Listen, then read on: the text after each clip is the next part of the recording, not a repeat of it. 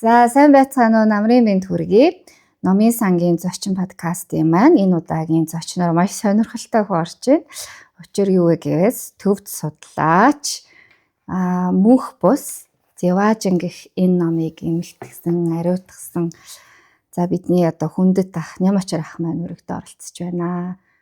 Урилга хүлээж авсан баярлалаа. Өрсөн баярлалаа. За тэгээд хоёлаа өнөөдөр одоо хүмүүсийн их цэрвдэг тий ер нь ярахаас их цээрэлдэгч гэдэг юм айдагч гэдэг юм уу мөнх бус буюу өхлийн тухай. За тэгээд Зеважин гэх бас гоё сайхан зүйлийн тухай их том юм агуулгын хүрээнд энэ номын талаар тэгээ ер нь таны судалгааны ажлын талаар ярилцъя гэж бодож байна. Та ер нь яагаад энэ айхтар том сэдв рүү яваад орвоо? Яагаад энэ номыг эмхтгэе гэж бодов? Яг юу нөлөөлв энэ зам руу ороход? Тэгээ энэ зам руу ороход бол мэдээж мада судалгааны маш сайн арга зүй хэрэгтэй л дээ. Энэ арга зүйг мань одоо боловсруулж өгсөн багштай бол одоо их талархдаг юм. Би бол байнга одоо ачийн санаж өдөрт бол багшигаа бол одоо 3 удаа боддог. Ер нь бол уул нь бол хүн чинь нэг өдөрт хүн гэдэг 3 удаа санчвал одоо муу юм хийдгүү гэдэг байгаа шүү дээ. Тэгээд би бол энэ өхлийн утга зохиол гэдэг зүйлийг судлахын тулд бол эхлээд энэ 1993 онд энэ Диожингийн тухай судалгаа шийдвэр авч байгаа. Тэрнээс хойш одоо 32 жил өнгөрч байгаа. Тэгээд энэ Диожингийн тухай судалгааг тэр үед хийхдээ бол энэ цахар гөвшийн бэлгийн тал гээд одоо энэ номдод гарсан энэ анхны энэ зохиол дээр нь суурилсан л та. Тэгэл нөгөө Диожингоос судланы хэрч нөгөө Диожин руу очихын тулд хүн бол бас нэг заавал нэг хаалгаар ордог юм уу гардын үнийг шат амжилга байна. Тэр нь үхэл. Тэгэхээр чи энэ үхэл гэдгийг бас судлахгүйгээр Диожинг ойлгохгүй юм байна. Тэгэл ингээл энэ чинь сонирхол явж байгаа юм л да. Тэгээд би бол ямар нэгэн тийм зан үйл хийдэг гэдэг юм уу зөвлөгөө өгдөг хүн бол биш шүү. Би бол шинжлэх ухааны академийн хэл зохиолын хөрөлгийн төвдийн судлалын тасагт багштайгаа ажилладаг байсан. Цөөхөн ч гэсэн ажилласан. За ихэнх цагаа бол би бас номын санч гэж хэлж болно. Үндсийн номын санд баг 3 удаа очиж 3 удаа хөгцсөн. Тэг яг номын дунд байх хамгийн сайн багш бол ном. Тэр мэдээж хэрэг номноосоо. Тэг ер нь бол одоо номоос судалгаа хийн ном бичнэ гэж чинь бас л нэг төрлийн хулгай шүү дээ. Номноос хулгайж байгаа. Түүнээс хизээч одоо ямар нэгэн зүүн бэлгээр гэх юм уу эсвэл нэг хүний хамгийн яриагаар бол явдаггүй. Тийм тэгээд энэ тухай бол маш баялаг утга зохиол байгаа. Тэр утга зохиол дотроос одоо өөрийн савны хэмжээгээр шүүрдээд за ингээд ер нь манай Монгол намнарч одоо нэг ийм юунд ордог штэ. Одоо шүүмжлэлт дандаа төвдөр уншлаа, төв төл мэдэхгүй хэлээр байна гэд. Хэдийгээр энэ ламнар бол тэр төв төлөөр уншиж байгаагийн цаана бол тэр Наландрын их сургууль гэдэг дорн дахны их том олон мянган жилийн уламжлалтай тэр их сургуулийн сургалтын системийг те одоо бид нар яг ингээд Кембрижийн сургалт гэж байгаа одоо нэвтрүүлж байгаатай адилхан бид нар 7-800 жилийн өмнө Наландрын их сургуулийн системээр боловсрол эзэмшдэг болоод тэгээд тэр насан туршдаа үзсэн номын шим нь бол монгол хэлээр бичсэн. Энд бол дандаа монгол хэлээр бичсэн зохиолууд юм.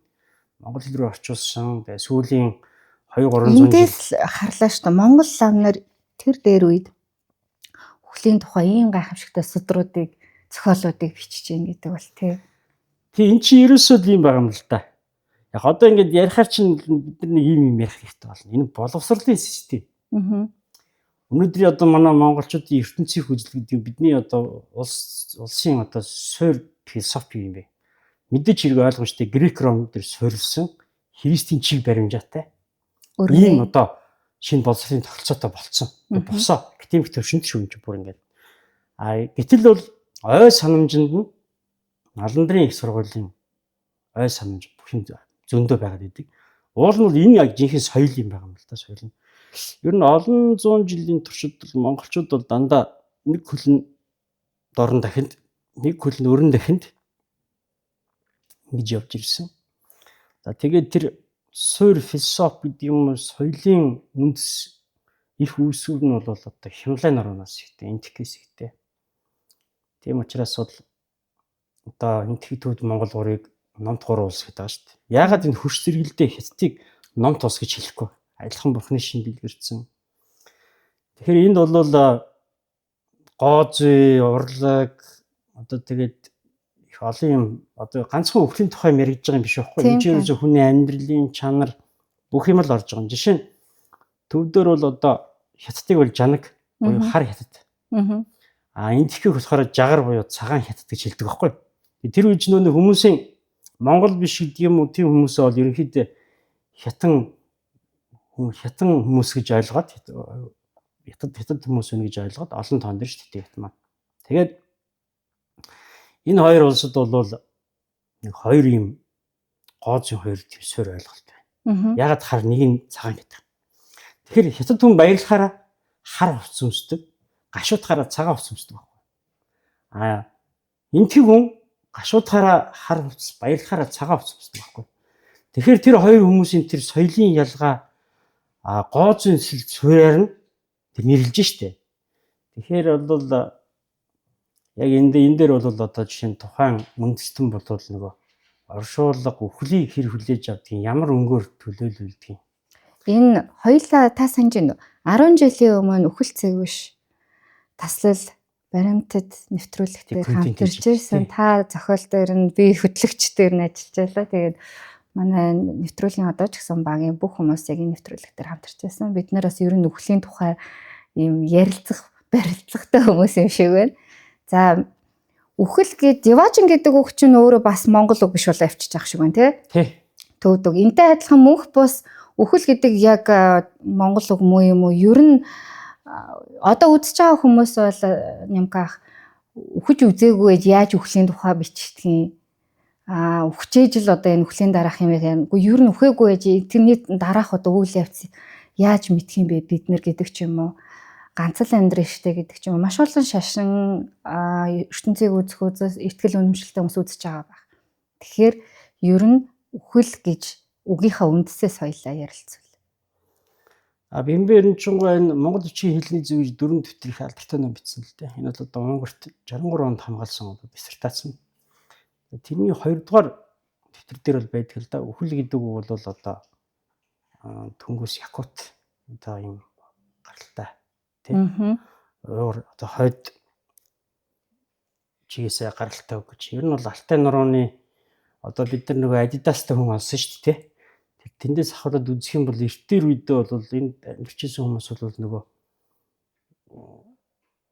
хүн өвч байгааг бол хараад бол ичих одоо амьтад ичдэг шүү дээ. Одоо баавгай, тарваг гэл амьтад ичнэчээд удаан унтдаг өвлийн төрөлөр.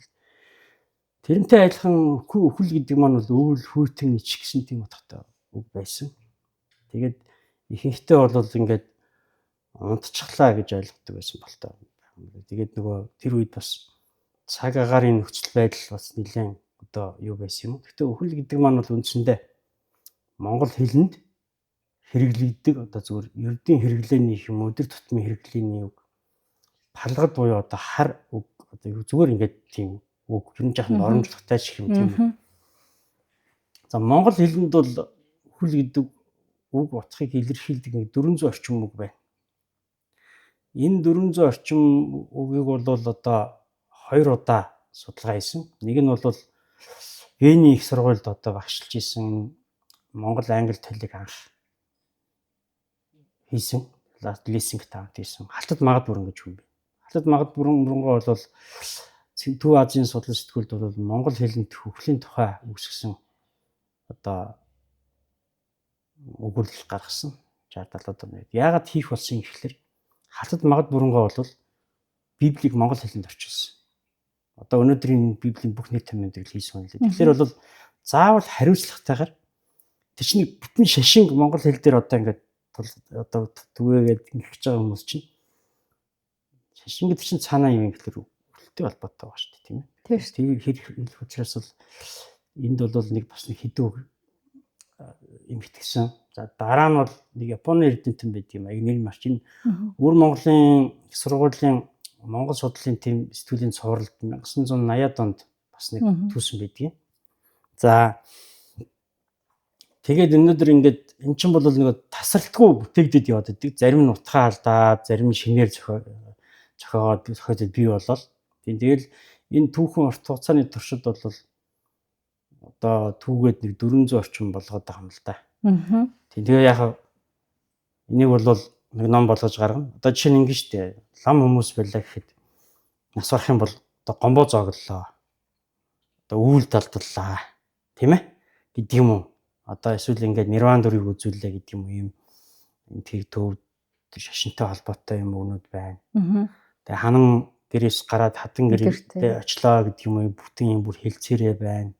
Маш олон одоо утгаар ирүүлж хэлдэг. Энэ бол нөгөө хэл дуулгах гэдэг нэг соёл байна л да. Яг үндсэндээ сонгодог утга зохиолын хэл бий болоод ер нь ингээд одоо нийтээр бид нар чинь бас нэг тэр Наландрын их сургуулийн сургалтын систем, ертөнцийг үзэх үзэл философиг аваад эннийхээ дараа бол яадаг байсан байна вэ гэхлээр үхлийг хэн илүү уран гоё тод одоо фрейз шүү дээ тийм ээ. Одоо ёгт үг болгоод гэдэг юм далд битүү утгатай болох вэ гэдгээр бичиг мэргэд нь өрсөлддөг. Ийм учраас бол сонгодог зохиолууд дээр их тохиолдож байна. Тэгээд захиа бичиг дээр бие биендээ одоо бичсэн захиа тэр хүмүүс маань одоо тэнгэр тодлоо таалларлаа гэдэг юм ингээд ялангуяа 20-30-аад оны үед бол бичгийн сэхэтнүүд бол энийг айгүй хөгжүүлсэн байдаг. Ингээд лам нар сүм идтэй хөгжүүлсэн, жирийн хүмүүс хөгжүүлсэн. Нөгөөх нь бол одоо тэр хөдөө хол амьдарч байгаа хүмүүс бие биендээ хэл дуулгахтаа бол тэрийг заавал хүлээ гэж хэлэхгүй.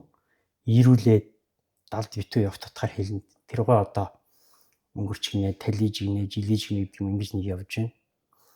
Бас нэг хэсэг үг бол энэ дайн байлдаантай холбоотой. Гарч нэр томд их бай. Тэр өнөөдөр нэг өөрийнхөө уугуул утгаа алдаад бүр зүгээр ингээд хэлж өгүүлсэн. Одоо чинь энд нэг бид нар нэг ядчих нэг мөсөн бүр мөсөн гэл. Тэгээ эн чинь бол уран харваач, мэргийн харваач хүний одоо хоорондоо дайн байлдаанд орохдоо нэг хүн алгатаа гэдэг юм хэлдэг үг байхгүй. Бүр мөсөн. Нэг мөсөн гэдэг нь болохоор одоо нэг сумаар харуулж ална гэсэн үг. Нэг мөсөн ална гэж юм. Нэг мөсөн чинь хүн ална гэсэн үг юм билээ шүү дээ. Одоо тэр утгаа алдсан болохоос биш. Тэр нэг сумаар бол хүн яаж харуулж алдгийг гэхээр энэ бүрээнийхээ суцыг тас харуулж.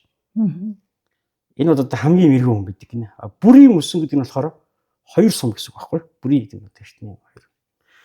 Тэгэхээр энэ бол эхлээд нэг сумаар нь шархтуулаад хоёр дахь сумаараа одоо харуулж алахыг бол бүр мөсөн. Тэгэхээр бол нэг сумаар алдаг.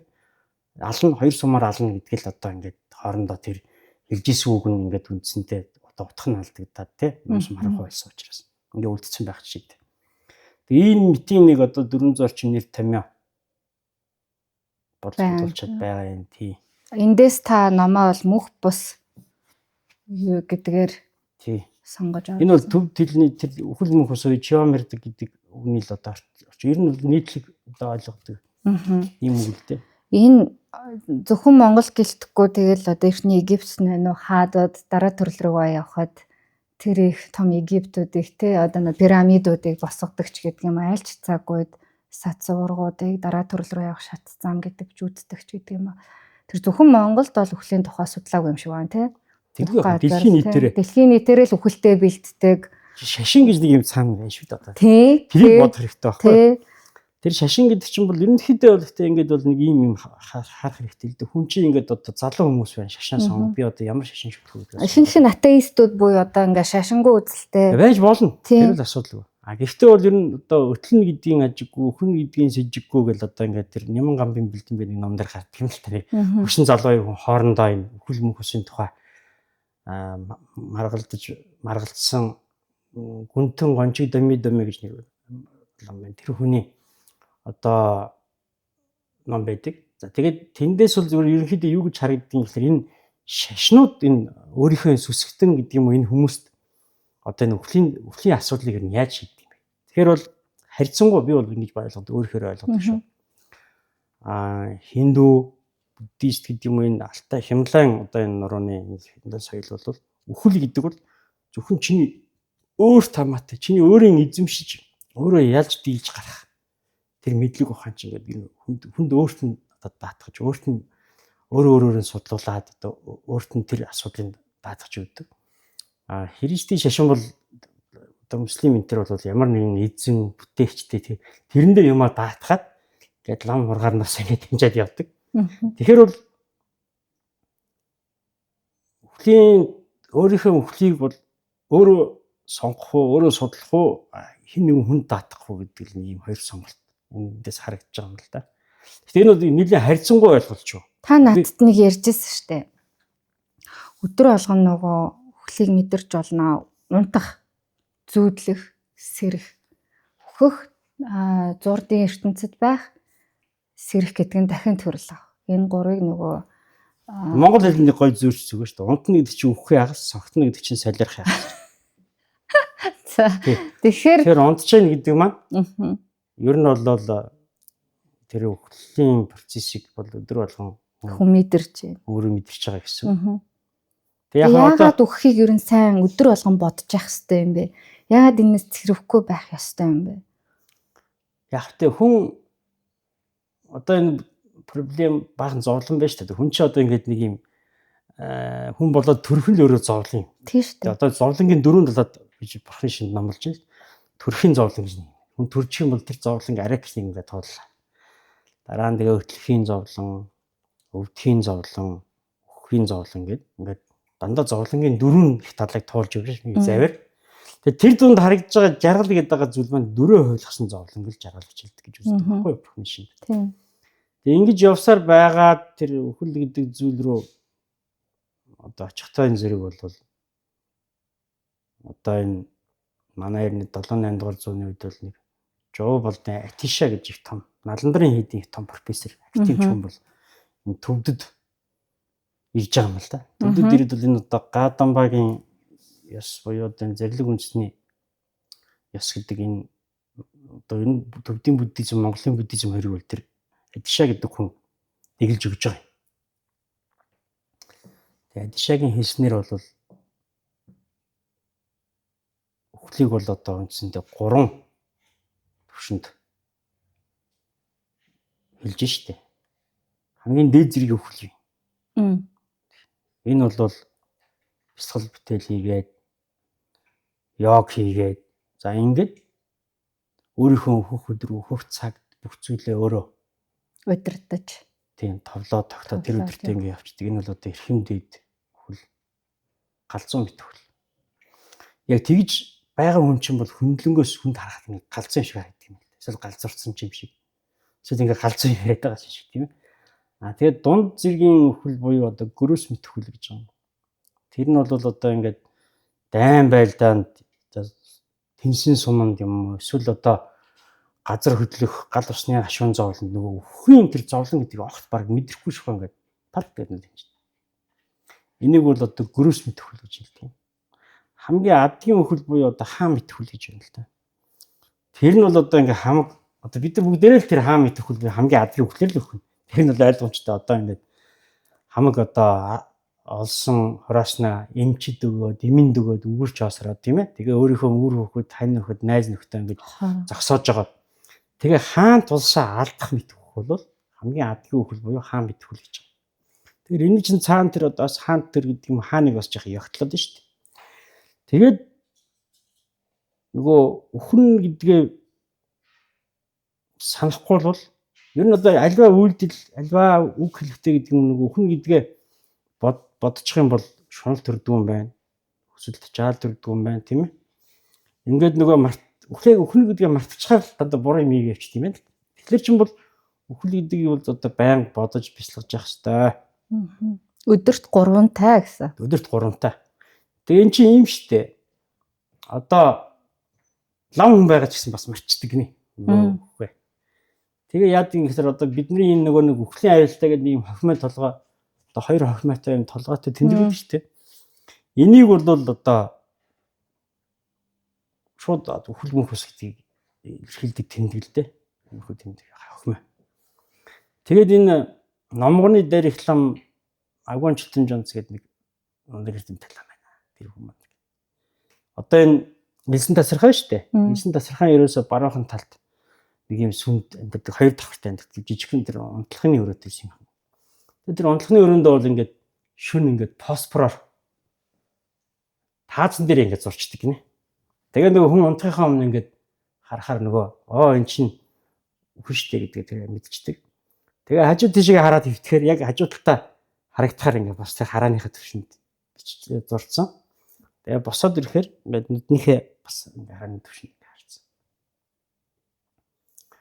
Ингээд бол нөгөө ямар ч байсан унтахынхаа өмнө бол хүл мөсийг одоо бясалгахаа мартахгүй тул тий санаж авахын тулд тийм тэмдэглэл хийж их олон янзын аргууд байна. Ер нь бол энэ гад дамбын түүх гэж Лажин Гонгой Жанцсан гэж хүний зохиосон нэг сайхан юм байна. Энэ дээр би уншлаа л да. Тэгээд мөнх хүсийн тухай зохиолуудыг харж байгаад ихэнх нь дандаа л бясалгал хийх тухай л гарч байгаа юм л да. Мөнх хүсийг бясалгах тий. Тэгээ энэ нөгөө таны хэлдэгчлэн харж байгаа үзэж байгаа бүхэн чинь жаргал гэж байгаа бүхэн чинь зовлонд оруулах. Урвсан зов. Дөрөв ойлгосон зов. Тийм одоо өөр хүүхэд байлаа гэхэд тэднийхээ төлөө буруу юм хийх, тэдэндээ хорогдох. Тэгээ энэ биедээ хорогдохгүй юм шиг одоо элдв зүйл хийх, тачаад авах, шунах гэдэг ч юм уу. За тэгвэл нөгөө шашингүй үзэлтэй хүмүүс ер нь их хвчлэн энд хүмүүс чинь хүл гэдэг зүйлтэй тулж үзээгүй тулхаараа айдаг, сандардаг, уйлдаг, хин нэг тэрэнд буруутгадаг үхэлттэй. Одоо чамаас болж өглөө, чамаас луулаа яваад өчглөө гэдэг ч юм уу. Тэхгүй явдаа гэдэг. Тэгэл орилсоор тэр явуулж байгаа хүн дээрээ бас ямар үйлдэл зан үйл юм уу сэтгэлээ яаж бэлтгэх тухай мэдэхгүй нэг лам дээр очдаг, алтан хайрцаг нийлэглээ, явлаа ирлээ, төрлөө авч аваагүй байна гэдэг ч юм уу. Тэгэхээр яг юм атеист үхлийн тухай огт үзээгүй, үхэлтэй нүүр тулаагүй байгаа. Яаж ч одоо энэ тухай бодож бясалгах энийг мэдэхгүй жирийн иргэн бол одоо ер нь хамгийн ихний алхам юу байж болох вэ? Дэлхийд даяар бол энийг аюул сайн судалдаг болчихлоо шүү дээ хүмүүс амраа мөн. Тийм чинь бол одоо амьдралын чанарын тухай асуудал болж байгаа. Тийм. Хүл амьдралынхаа одоо бүх хүн амьдрсан амьдралынхаа туршид ямар хол. Тэгэхээр би бол зөв ингэж боддог л доо. Би одоо төрөлд өгсөн хүнд бол хатаархдаг. Тэр хүнд баярлдаг. Ягаад гэвэл энэ амьдрал чинь тэр чигээрээ зовлон шүү дээ. Харин баг зовоод гэдэг юм одоо ингээд өөр нэг төрөл болоод гэдэг юм ингээд явж байна. Тэгээ бид нар бол ингээд одоо манай монголчууд бол ялангуяа би хэллээ шүү дээ. Ер нь ихэнх нь бол 45 онд одоо Кирилл үсэг шилжээл.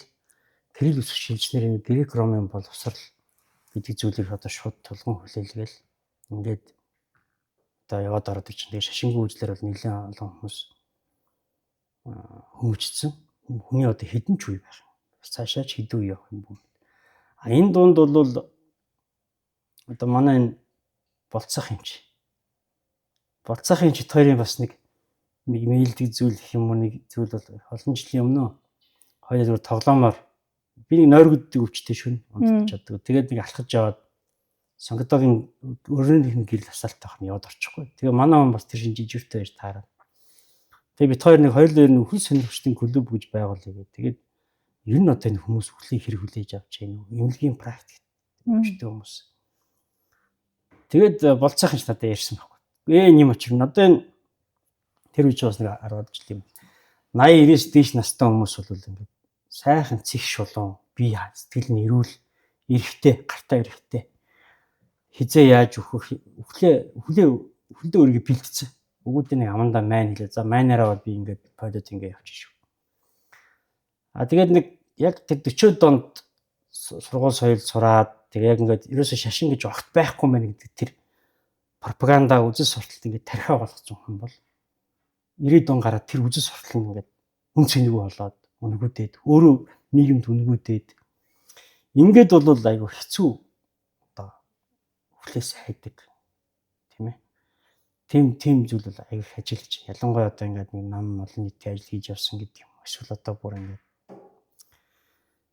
тийм байдалтай байна гэд ярьдгийн тэгэхээр бол тэр хүн уугуул нэг төрснөөс нь хойш 6-7 нас хүртэл орон гэрт нь гэрийн хүмүүжлэр бол нөгөө хүний суур хүмүүжлийн баг 70-80% сургад өгч байгаа. Тэгээд тэрнээс хойш бол үндсэндээ энэ 10 жилийн сургууль мургууд бол үлдсэн 20-30 мөч байгаа нэг хөл ингээл цаашаа явдаг байх л та. Тэгэхээр бол тэр төрсөн цагаас ахуулаад яг ямар одоо орчинд тэр хүүхд өсч боож чинь ямар ихтгэл үнэмшил, ямар эцэг их, ямар эмээ өвөтэй бай. Тийм. Эннээсээ болоод ер нь ямар шашинтай байх тэр хүний чинь бүхэл бүтэн насан туршийнх нь замс цор тавьчихж байгаа байхгүй. Тэгээ мэдээж хэрэг энэ чинь ингээд бүгдийг засах юм уу, залруулах юм боломж байхгүй. Тэгээ би бас нэг боддог байсан л да, би бас тэр хүмүүсээс уучлах гэж бодсон. Ингээд нэг коммунизмын одоо зохиолч юм уу, Сингийн Эрдэнэгач гэдэг юм уу, ингээд энэ зохиол бичиж байгаа хүмүүсийг одоо эргээд уншихаар суурн буддизмээр тавигдсан учраас хичнээн одоо үзэл суртал тийм одоо угаацсан ч гэсэн яг л нөгөө үүлийн өр шүтэн барилга гэдэг тэр зүйлээр ингээд зохиолоо бичдэг гэж. А одоо бол энэ 90-ад оноос хойш гараад ингээд шинэ гарч ирж байгаа залуучуудыг харахаар бол нөгөө их өөр болчихж байна л да. Их өөр болж байна. Тэгээд миний хувьд ч гэсэн ялгаагүй. Миний үеийнхэн бол намайг одоо энэ бас нэг галзуу солиотой юм байсан даа л гэж ярьж энэ л гэж бодох байх л та. Би бол төрөөл имэд дээр. Имэдтэйг 18-наас хүртэл амьдарч байна. Тэгээ имээ маань бол ерөөсөө ингээд намайг 6 настай байхад анх 80 онд бандан дээр авчирч байгаа. Тэгээ тэр үед манай аав нэг Чех сургууль явцсан.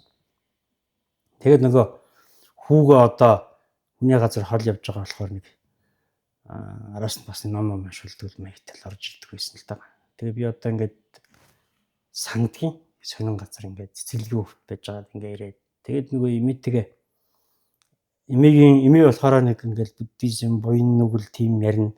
Цэцэрлэг дээр очихоор бас нэг өөр юм заан, дунд сургууль бас нэг юм заан, гэртээ харахаар юм ингээд үндсэндээ тийм бас нэг хоёр соёл иргэншлийн хооронд гэдэг юм уу, хоёр шашны хооронд өсчихөж байгаа юм л да. Тэгээд хоббигоороо манай эмээ нас ихтэй хэлэхгүй. Би одоо нэг юу яана. Майнын тоо нэг 2 гүцэс найдвартай диважинд очно гэхээр. Диважинд очисон хэсэг нь одоо мэдээ гэж бодоод энэ судалгааны чиглэлийг сэдвийг сонгоод тэгээ хөл дотор агш дээр очиод тэгээ хөл дотор агштай бол нэг 17 жил одоо хамт. Одоо энэ диважин гэдэг зүйлээ судлахын тулд би одоо яг ямар ном унших, яах вэ гэдэг зөвлөгөө аваад тийм сайн багшаар маш зөв үр дүнтэй тийм судалгааны арга зүй боловсруулж авч үлдсэн. Тэгээд нөгөө хаана хинтээ ажиллах юу хийхээс үл хамааран тэр чинь ингээд дандаа нөгөө арга зүй бол дотроо ингээд явж илээ. Тэгээд энэ өвөр Монголд би нэг 2008 оноос хойш ахуулаад нэг 17 жил тэнцэн судалгаа хийж байна. Харьцангуй өвөр монголчууд бол 65 он хүрээд бид чинь 37 онд байдаг бүгдийг хятад сүм хідээ ингээ устгасан. 65 6 он соёлын хувьсгал хүртэл бас нэг ламтайгаа номтойгоо байсан учраас өнөөдрийн өвөр монголчууд бол өөрөө өөрсдөө тэр үхэлдээ бэлдэх тэр лам ургаа дахиах гэдэг юм сүм хідээ тордох тал дээр бол биднээс бол хамаагүй илүү шүү. Яг бүр нэг лам хуурын хомсолд орцсон. Бидний нэг одоо авааштай тал бол үндсэндээ 90 онд ингээл юм сул болонгот буцаагаас ирж гисэн залуучуудыг энт хийх бэлдээ дармслаа ингээд өвдөө олон ингээд тэд нар маань бол төгсч ирээд тэгээд нэг манай багш данзуу оцроо нэг өгöd штэ. Аяг уснаас алтан загас гарахгүй гэж.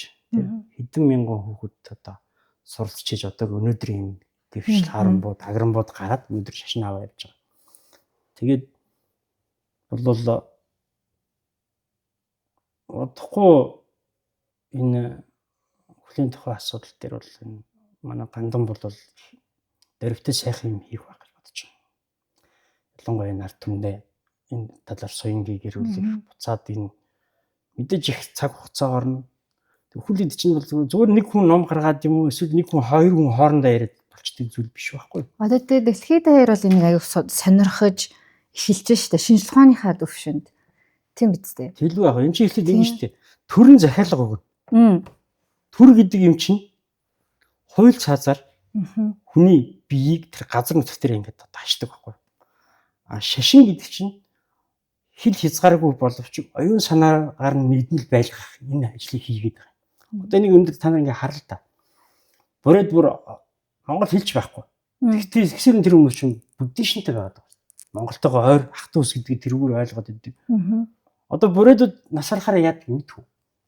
Гандан руу уцтаад таньдаг ламаа дамжуулаад алтан саван нийлгээд тэгээд тэр ёсороо тэрийг хийн оршуулгын.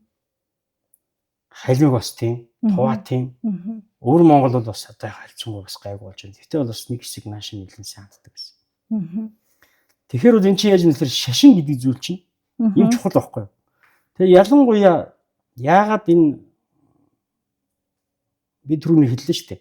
Буддийн шин бол нөгөө тэр үхэлд хандах хандлагыг их чөлөөтэй хувь хүнд өөрт нь тэгээд нөгөө чи бол зовлонгоосоо салж байгаа гэдэг тийм манай аавын танд өхөж буйд чинь баяр хүргийг шүлэг байгаа шүү дээ. Тий. Таалал төгсөж үт чинь баяр үргээ дахиж уйлахгүй боллоо, өвдөхгүй боллоо. Хин нэгнээр хуурагдахгүй боллоо.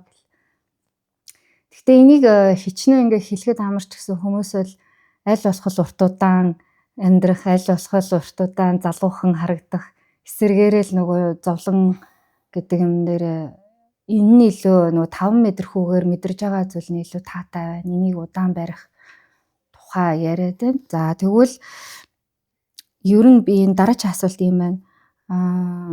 Таны хувьд үхэл гэдэг зүйл айдас төрүүлдэг зүйл үү эсвэл яг энэ амьдралыг илүү утга учиртай болгодог, тайвшруулдаг зүйл үү? Одоо хүн унтахаар яадаг вэ? Амардаг тийм ээ. Би сэргэлэн бол ингээ бас буцаад апдейт хийгээд юм те одоогийнхаар бол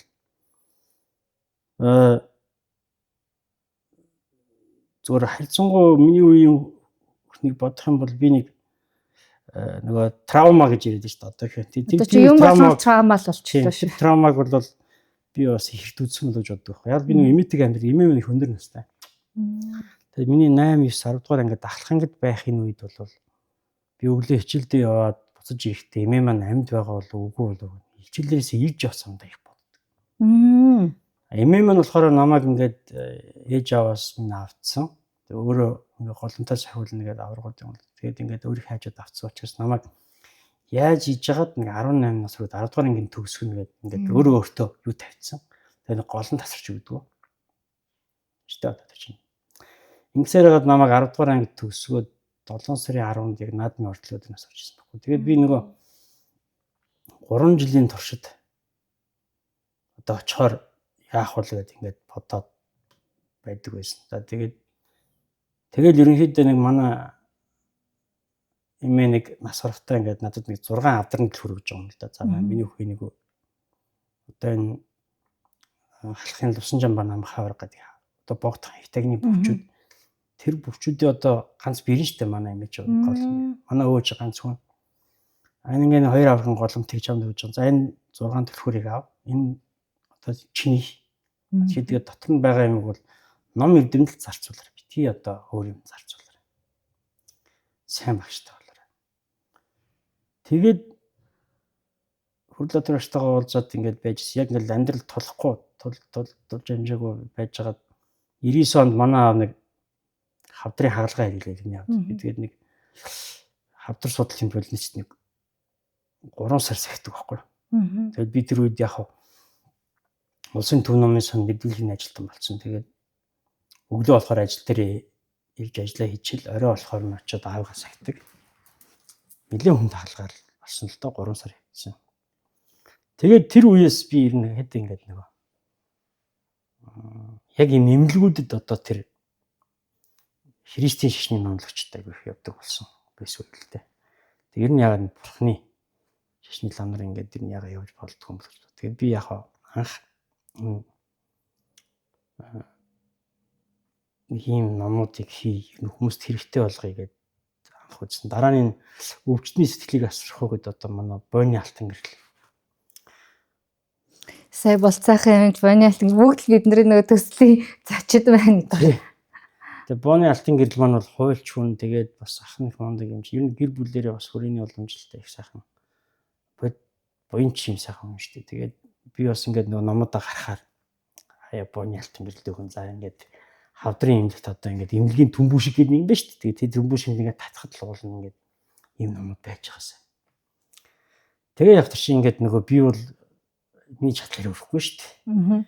яг гэж нэг 5 цаасаар номоо хөвлүүлэн тэгээд тэрнээсээ бас нэг хэдин ингээ өөртөө хүмүүс бас зарим нь авчна. Тэгээд би одоо энэ жил одоо бас аавынхын төрс сайхыг бас нэг 4-5 сар асарсан. Тэгээд бодоод бол би юу гэж бодсон бэ гэхэлэр ер нь одоо хүний одоо өгтөхөд ирэхээр хамгийн сүүлчийн мэдрэл буюу одоо мэдрэмж хүн сонсох мэдрэмж болдог. Нүдний мархаа гэж ярьж чадхаа яаж юм тийм ээ. Тэгэхээр бол яг тэр үед нь л одоо уг нь болдог бол одоо нэг сабвуфер гэдэг нэг юм байж та. Тэ тэрэнд ингээд нэг зориулаад одоо би нэг 9 цагийн нэг тийм лекц гэх юм уу. За одоо нэг хөл ирж байгаа учраас бол 50 байгаараа амьсгалаа ингэж гаргаараа дотор чинь тийм үзэгдэн тэгтэн тэр нь энэ шүү энэ гээд юм хий гэж бодож одоо хийв явж ин л та. Ирэх хавар ирэх цунаас бол ерөнхийдөө ингээд би имлгүүдэд тий толгой дээр ингээд хүн өөрөө өсвөл штэ. Тэгээд зүгээр тавьчихдаг. Тэгээ хүн сонсож байгаад явчихдаг. Нэг тийм Монгол маягийн бардтай гэх юм уу тиймэрхүү юм. Энэ бол хүн дөр аяг хэрэгтэй юм байна. Тэгээд өөрөө яг биеэрээ амсч ижил мэдчихэж мүд бодлого би бас өөрөө тийм бол. Тийм шүү дээ. Тэгээд над нэг хаалгаанд ороод нэлээд хүнд хаалгаанд орох юм. Наркоз нөхцө бодож исэн байхгүй юу?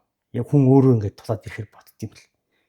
За би одоо нэг явтаа ихэнх юу хийж бүтээ. Ингээ хүмүүсийн амьдралаа бодоо. За нэг өвхлийн тухай нэг хэдэн номоол ер нь одоо юм болгож чадсангүй дээ. Ягаад гэвэл эн чинь нэг 27-8 жил би чинь нэг оршуулга өхвөл одоо энэ зүйлийг ингээд нөгөө хоббигоор би одоо ингээд яаж байгаа л за хятад хүнийг яаж оршуулж гин, казак хүнийг яаж оршуулж гин. Тэгэл энэ өр Монголд одоо олон газрын оршуулгын соёлуудыг бүгдийг тэр байгаа газар нь очиж үзээд тэр нэг сүм эдийн судалгаа хийгээд явж байгаа нэрээр ерөнхийдөө ингээд Чингис хааны тахилгын судалгаа оршуулгын тэр олон хэлбэрүүдийг л бас нэлээд үзэж явсан. Монголдооч нэлээд үзсэн. Бүрээдэрч бас явсан. Ингээд ерөнхийдөө энэ ганц удаа хийж чадаагүй юм нэг байхгүй. Тэгээ манай багш ууралдаг гэсэн.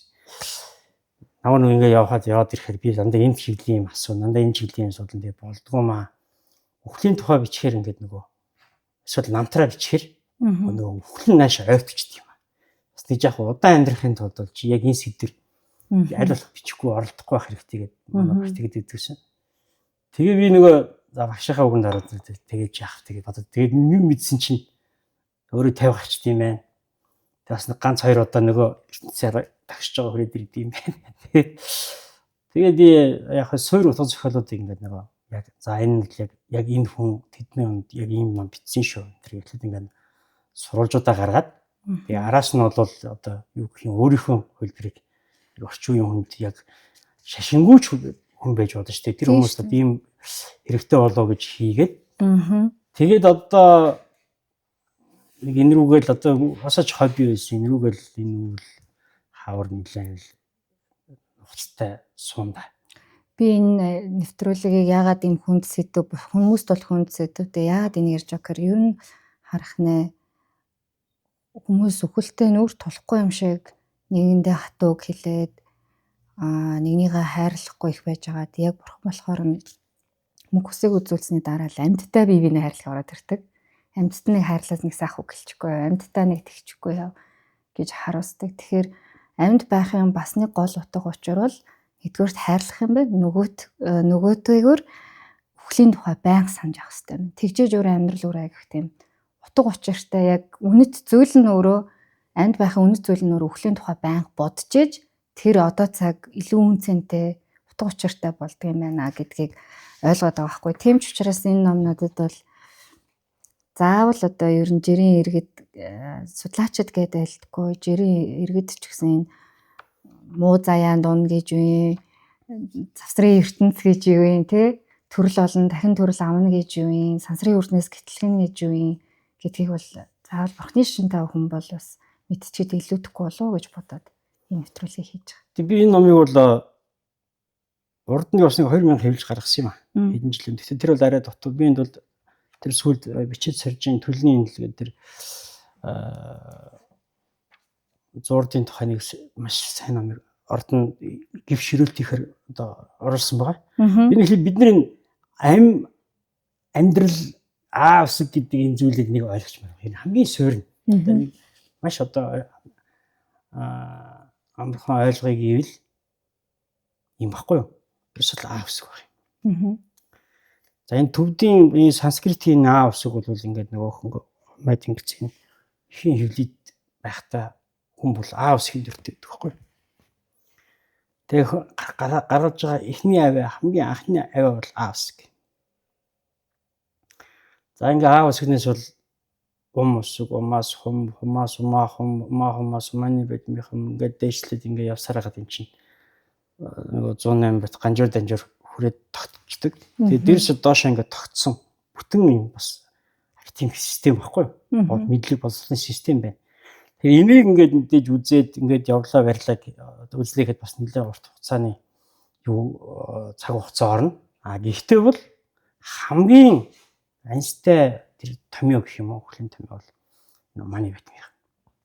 Эсвэл маны бэтмийнхэн бидгээ одоо манайс дээр намгүй махнаас дээр хоол өгөл жигийн иргэний буддизм гэдэг зүйл тэр маны бэтмийнх тэр л явж ирсэн шүү дээ. Энэ бол 3 дугаар далайн монголчуудад хэлж зааж өгөл. За тэгэл тэрнээс хойш тэр чинь бүр ингээд уртын дуу шигч боллоо. Бүр янз бүрийн хэлбэрээр хөгжөөд ингээ үндсэндээ бол одоо манай соёлын суурь болцсон.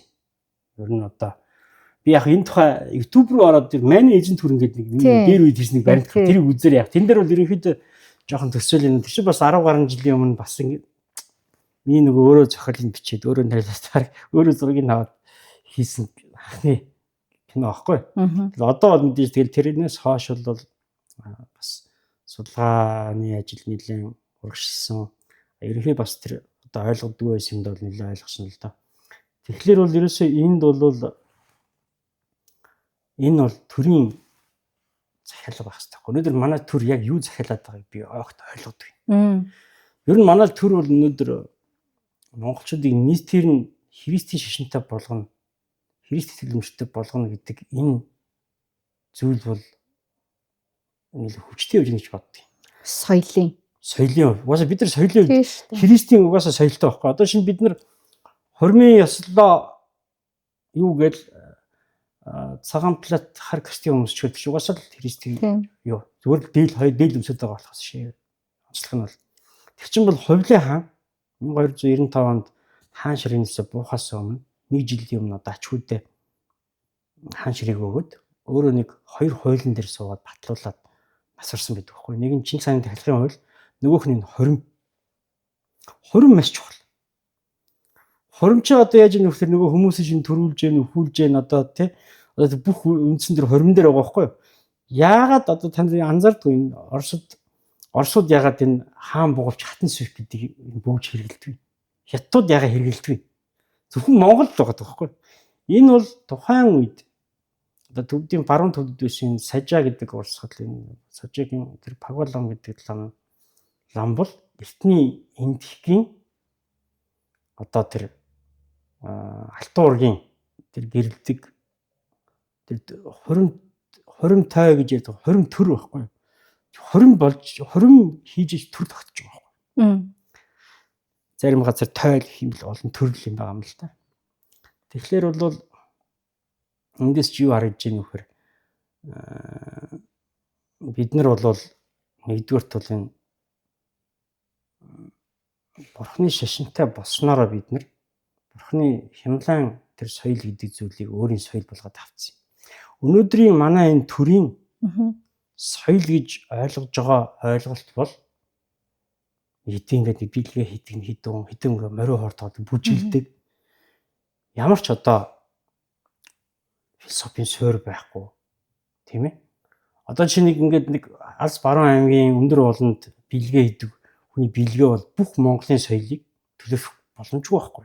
Энэ бол зүгээр нэг орон нутгийн гимнастик өглөө босоод нэг гимнастик хийдэг л тэтгэл зүйл шүү дээ. Тэгэхээр бол соёл гэдэг маань шашин. За дээрээс нь өнөөдөр танд ингээ хар. Түрүүний тэр нөө бүгжин дээр яасан монголчуудын тэр онц. Тийм тэр энэ хаан буувч хатан сүх хоёр ч юм бол үндсэндээ эртний энэ хинду бүхний бурхан нөгөө цээжин дээр шивээс идэг байхгүй. Тэгээ тэр хоёр чинь нийлж шít одоо ингэ нөгөө хамтдах тэр байрлал тийм ээ. Би тийм юутай бид нар тэрийг хардггүй. Одоо ингэ бурхны энэ дээр ингэ нэг юм юу хийсэн байгаас тэр ингэ нэг хас тэндэг байдаг үстэй. Шин 92 дээр тогтж байна.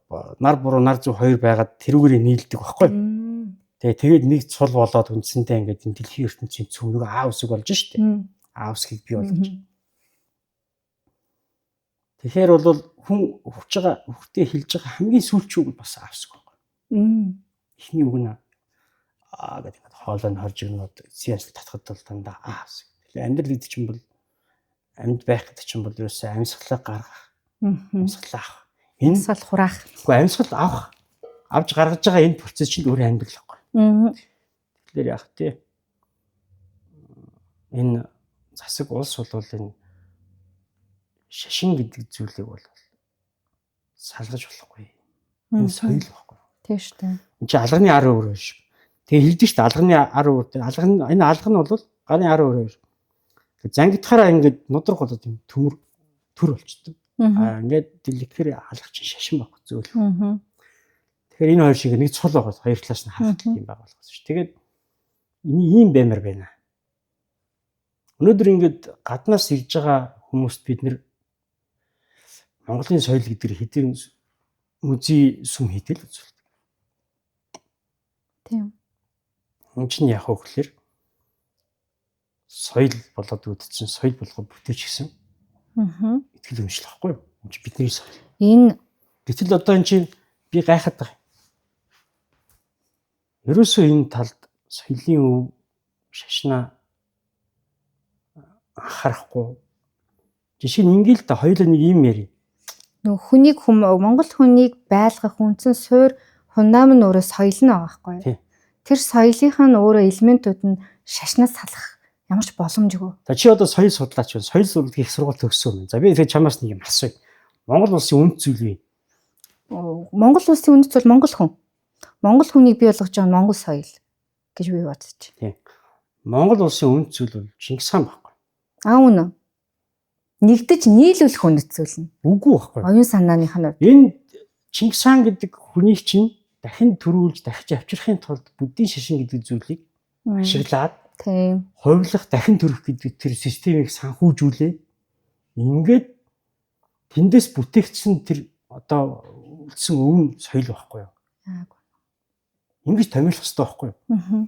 Тэгээд би сүүлийн энэ хоёр соёлын шалуудыг хараад байна. Бэлэн шиг юм соёлын шалд болно. Бүр ажлынхаа баруун зүүн найж мэдэхгүй. Тэгэл одоо нэг яг хүний одоо хадлан тижилийн цагаар нүүдэл чинь наадам хийж ингээд аахаа гэдгийг авчираад энэ малахын нэг авчираад нэг бужигнуулаад нэг наад хинч үзэхгүй ямар ч мэдхгүй явдаг хүмүүс монголчууд найраад дуртай очтгол байх л да. Би бол очиж үзээгүй. Гэтэ би эндээс бол юу харж байгааг вэ гэхээр тэр навсгасан бүжиг тэр морин хуур муур хөөмөлдөг дуулдаг ч юм бол энэ бол соёл биш шүү. Энийг одоо суурь зарчим ойлгочмоор байна. Суурь зарчим ойлгоод үнд зүйлийг тогтоогоод ингэж явахгүй л штэ. Энэ хідэн байшин чи ингээд захаасаа нурж байна. Одоо нэг өдөр богдохны ордон музейн нураад унчих юм бол манай олигарх хот сайхан эндүүдэл өндөр ятан шиг юм байна. Тэр бомын үнэтэй шоронгуудаа барьж штэ. Тэгээ үндсэндээ тэр бомын үнэтэй тэр шорон. Өнөөдрийн бидний энэ капитализм гэдэг чи яг яаж гарч ирсэн юм бэ гэдэг нэг лютераны шашин гэж Германд одоо энэ бас л хүлийн тухай холбоотой л асуудал гарч иж байгаа. Ер нь би хэлсэн шүү дээ. Капитализм гэдэг нь хүний үхлээр нь одоо үхлээс айх айдсаар нь мэдэрдэг. Яасан ихлээр тэр нэг латин хэл дээр уншдаг байсан христийн библийг герман хэл дээр орчуулсан. Тэгээ уншаад гэсэн чи ерөөсөө тийм аймаар юм алгуу. Дандаа үлгэр домгүй байна. Хүн бол энэ наснаа л баян тансыг жаргал юм. Хойд нас гэж байхгүй. Ингээд энийхээ төлөө хөдөлмөрлөх ёстой гэхээр чинь бүр хит хөдөлмөрлөд капитализм гэдэг зүйлийг бий болгох. Өнөөдөр бид нар чинь ингээд ийм байна штэ. Сургуульд нь дунд сургуулийн хүүхдэд тийм заачаад тэгээ нөгөө хүмүүс нь яг бид нар 2 3 ярь ингэж амьдраад ирлээ. Тэгэхээр амьдрал маань болохгүй байна гэдэг мэдээд бид нар ч одоо аргаа бараад зарим нь ууланд алхаж जैन, зарим нь йог хийж जैन, зарим нь одоо ингээд сүм хийдээр явж эсвэл ингээд дөрвж хаана сайхан амьдрал. Хаана амар амгалан байна. Хаана амар амгалан. Бид нар чинь тэр үнд зүйлийг чинь амар амгалан гэдэг тэр зүйлийг л бий болох гэж хайгаад байгаа юм байна. Тийм шүү дээ. Тэгэхээр бол бид нар энэ зүйлийг дараагийн соёлын шатууд. За одоо энэ би нундрамыг бол бас шүүмжлээ. Аа. Энэ үндэсний номын сан, Богдхааны ордон музей, Чойжин ламын музей, Дүрсгүрлийн музей гэд бид нар огт анхаарахгүй байгаа энэ соёлын өвөд хүний хэвээрэл байна. Улсын хэд чи энийг шиш гэсэн. Хин дуртай народ хорим найр хийж болно, тийм ээ? Загварын шоу үзүүлж болно. Тэгэл нэг өдөр сайхан Бразилийн музей шатах шиг ингэ шатчвал харамсал. Дандаа их өвөд байна шүү дээ, тийм. Хин ч хариуцлах хүлээхгүй. Тийм учраас бол би бодож байгаа юм л да. Хажуу хавирганд байгаа бүднэрнт хятад ард улсаас үлгэр авъя. Оросоос үлгэр авъя, тий. Оросд пуужингаа хөрөхөд лам нь очоод аршаан цацаад дайнд явж байгаа цэргүүд нь цэргийн лантай болсон шүү дээ Оросд аль эрт. Би Оросд бол нэлээд л явсан. Цагдаагийн газар нь үнэн алдартны шашны сүмтэй дотроо. Тэгээд цагдаагийн ажилтан чинь ингээ явж байгаад одоо сайн муу сайхан муу зөндөл юм үзэн. Гэртээ ярихынхаа өмнө тэндээ ороод ингээ сайхан хамраад бяцлагаад тий. Эсвэл нөгөө тэр бурхандаа мөргөж залбираад сэтгэлээ хариуцахад гэртээ ярьдаг хгүй. Цагдаагийн албан хаагч. Манай Монгол өнөөдөр тийм байна уу? Байхгүй. А тэгвэл бүднэрнт хятадд улсын Бэж хотод бүдэрэл очижсэн байна. Энд бол Юмхэ гүний сүм гэдэг одоо Манжи хааны төрсөн ордон. Энд бол 100 гаруй Монгол гэлэн ламнар суудаг. Энэ хоёр захиргаат. Нэг нь музей болдог, нэг нь сүм хийдэг. Тэгээд ламнар нь өглөө 4 цагт босоод 7-8 цаг хүртэл номоо уншичаад олон хүмүүс онгохоор бурхан хажууд очиод ингээд суугаад манай аашаа суучдаг. Бүхэн хүнд ингээд тэр солио гэдэг таниулаа сууж идэг. Хаалаа цай уугаад бүтэр орой бол номоо уншаад тэгээд тэр дотор амьдэрдэг. Өнөөдөр Богдхааны ордон музей, Чойжин ламын музейг ингэж аврахгүй болно шүү дээ. Энэ ерөөсөө дууслаа шүү. Би яг сүүлд орж байхад Чойжин ламын сүмээр орж байхад нөгөө тэр яг их үзүүрүүдээ ингээд сайхан дэлгээ тавьчихдаг ориг гэж ярьж байгаа шүү одоо тий. Их үзүүрүүдээр байж байгаа газар Монголоос өрн байхгүй байх. Дээр нь тэгээд хадгалалт, хамгаалалт яг нэг амьтай байлгах таны хэлээд байгаа. Гол утга учирыг өгөх. Тэгээ номын дуутай. Арц хүчний үнэртэй. Тэгээд лам хуурахтай байж байгаа шүү. Тийм. Тэгэж байж аж өөрөө тэр цогцоороо явахгүй бол бас их юутай эрсдэлтэй юм байна да гэж харж байлаа. Үзмэр хийх шийдсэн бол одоо үндсэндээ ингээд сайн дурын юу байгаа шүү дээ тий. Зүгээр л ингээд зогсож байгаа тэр нөгөө мануух ашиг л байгаа шүү дээ. Нэг одоо яг нэг 10 жилийн өмнө ярьжсэн гэдэг шиг бид нэр өхөл цэг биш дээр Бартойдлыг ярьжсэн. Өхлийн тухай судар гэж явж байгаа тий. Тийм Бартойдл. Сонсоод танилцгогч. Бурхан болоочийг бол нөгөө сонсгож дараа төрөл рүү хөтэлдэг судар гэж ойлгоод байгаа. Энэ одоо яг өнөөдөр Монгол ламнар бол яг бас буян 40-с дээр бол бурхан болооч дээр уншаад ах шиг байна. Жирийн иргэн унших боломжтой. Ер нь энэ мөхсийн тухай энд орсон одоо энэ лам хуруудын бүтээсэн өхлийн тухай, мөхсийн тухай судруудыг Бартойдлын хүмүүс ер нь өдөр тутмын амьдрал юм уу, жилдээ юм уу уншиж судлах болох уу? Эсвэл энэ цээртэй юу? Байхгүй шүү дээ. Тийм бол байхгүй.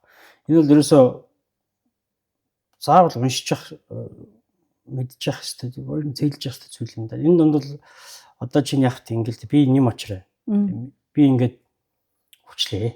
Тэгэхээр дээр үед монголчууд яадаг гэсэн ихлээр нэг гэрийнх нь өрхийг бүтээгээд толгой дээр нэг зул тавьчихна. Зул өргөчнө. Тэгээд ингээд нүцгэлээд би ингээд сайхан ачаа ус өмсийг аваад тэгээд ингээд баруун чихэн сонсгодыг уншиж байгаа. Сонсгод гэдэг ном маань бол одоо Үржин Гармаалын баг гэдэг хүний зохиол л доо. Энэ бол нууц сангийн мастер. За энэ бол Савчаа шитэй буюу Амарлингуй хэлний номын аймаг гэдэг энэ аймаг дотор байдаг нэг л ном. А монголчууд энэ номыг 12 3 дугаар зуунаас одоо Монголд авчирч байгаа юм. Нэвтрүүлж авсан Гармаалын ном. Яагаад нэвтрүүлэх болсон юм бэ гэхлээр энэ өгөөдөө хааны тэг холбоотой байхгүй. Өгөөдөө хааны үед ирээд бол юу яасан гэхээр бид нар бол ингээл дайн хийгээдсэн. Дайн чи асар олон ирчүүд өгөх нь штэ. Тэгээд тэр чинь ганцхан бүддийн шинтэй биш тийм ээ. муслим шашинтай, христ шашинтай ингээл даавуугийн шашинтай олон хүмүүс тэр дайнд яваад өгч байна.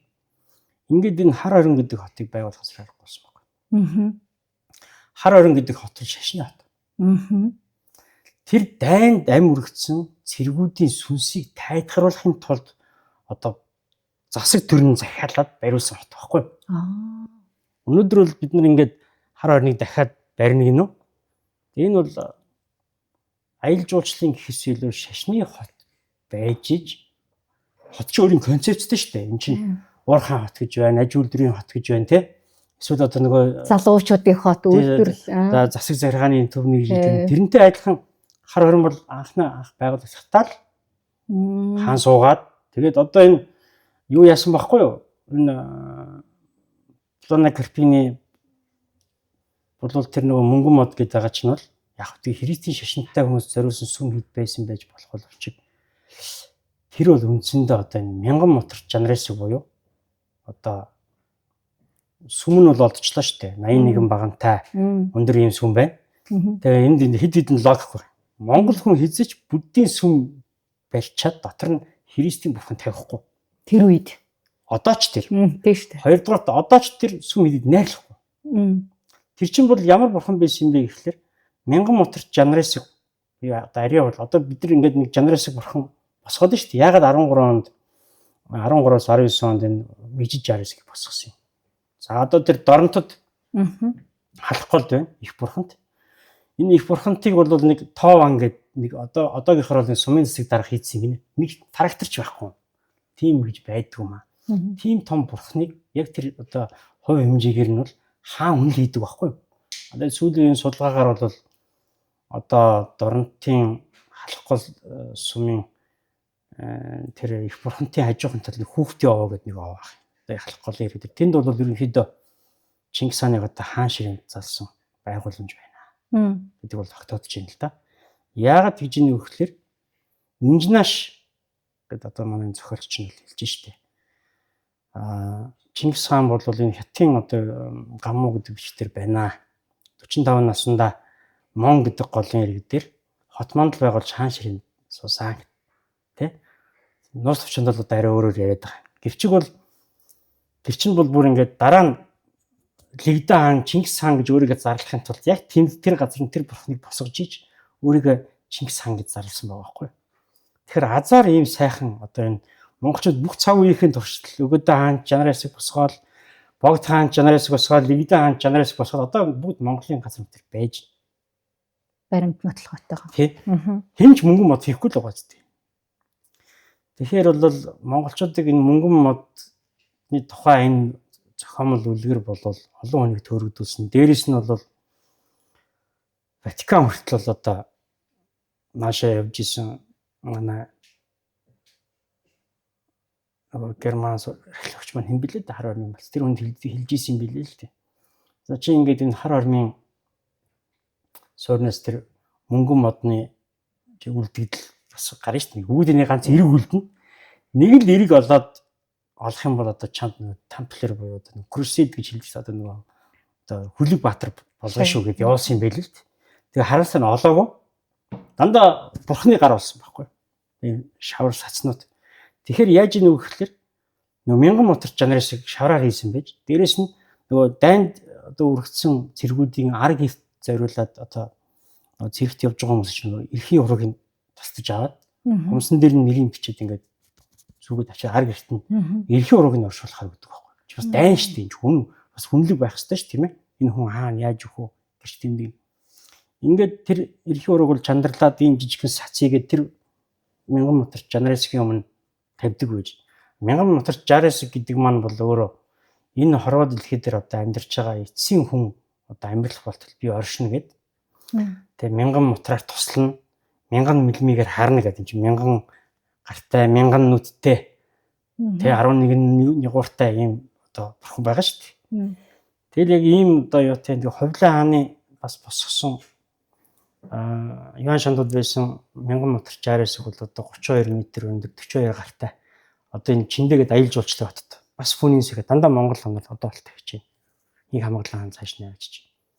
Өндөр гинтэй гэрээснийхээ дараа авсан. Тэгээд ерөөсөө энэ бол өхлийн тухай ярина гэдэг бол хамгийн ихний одоо хүнд туслах анхны шатны зүйл бол ерөөсөө Умааны бадмийнхан буюу Майнын 6 үсэг.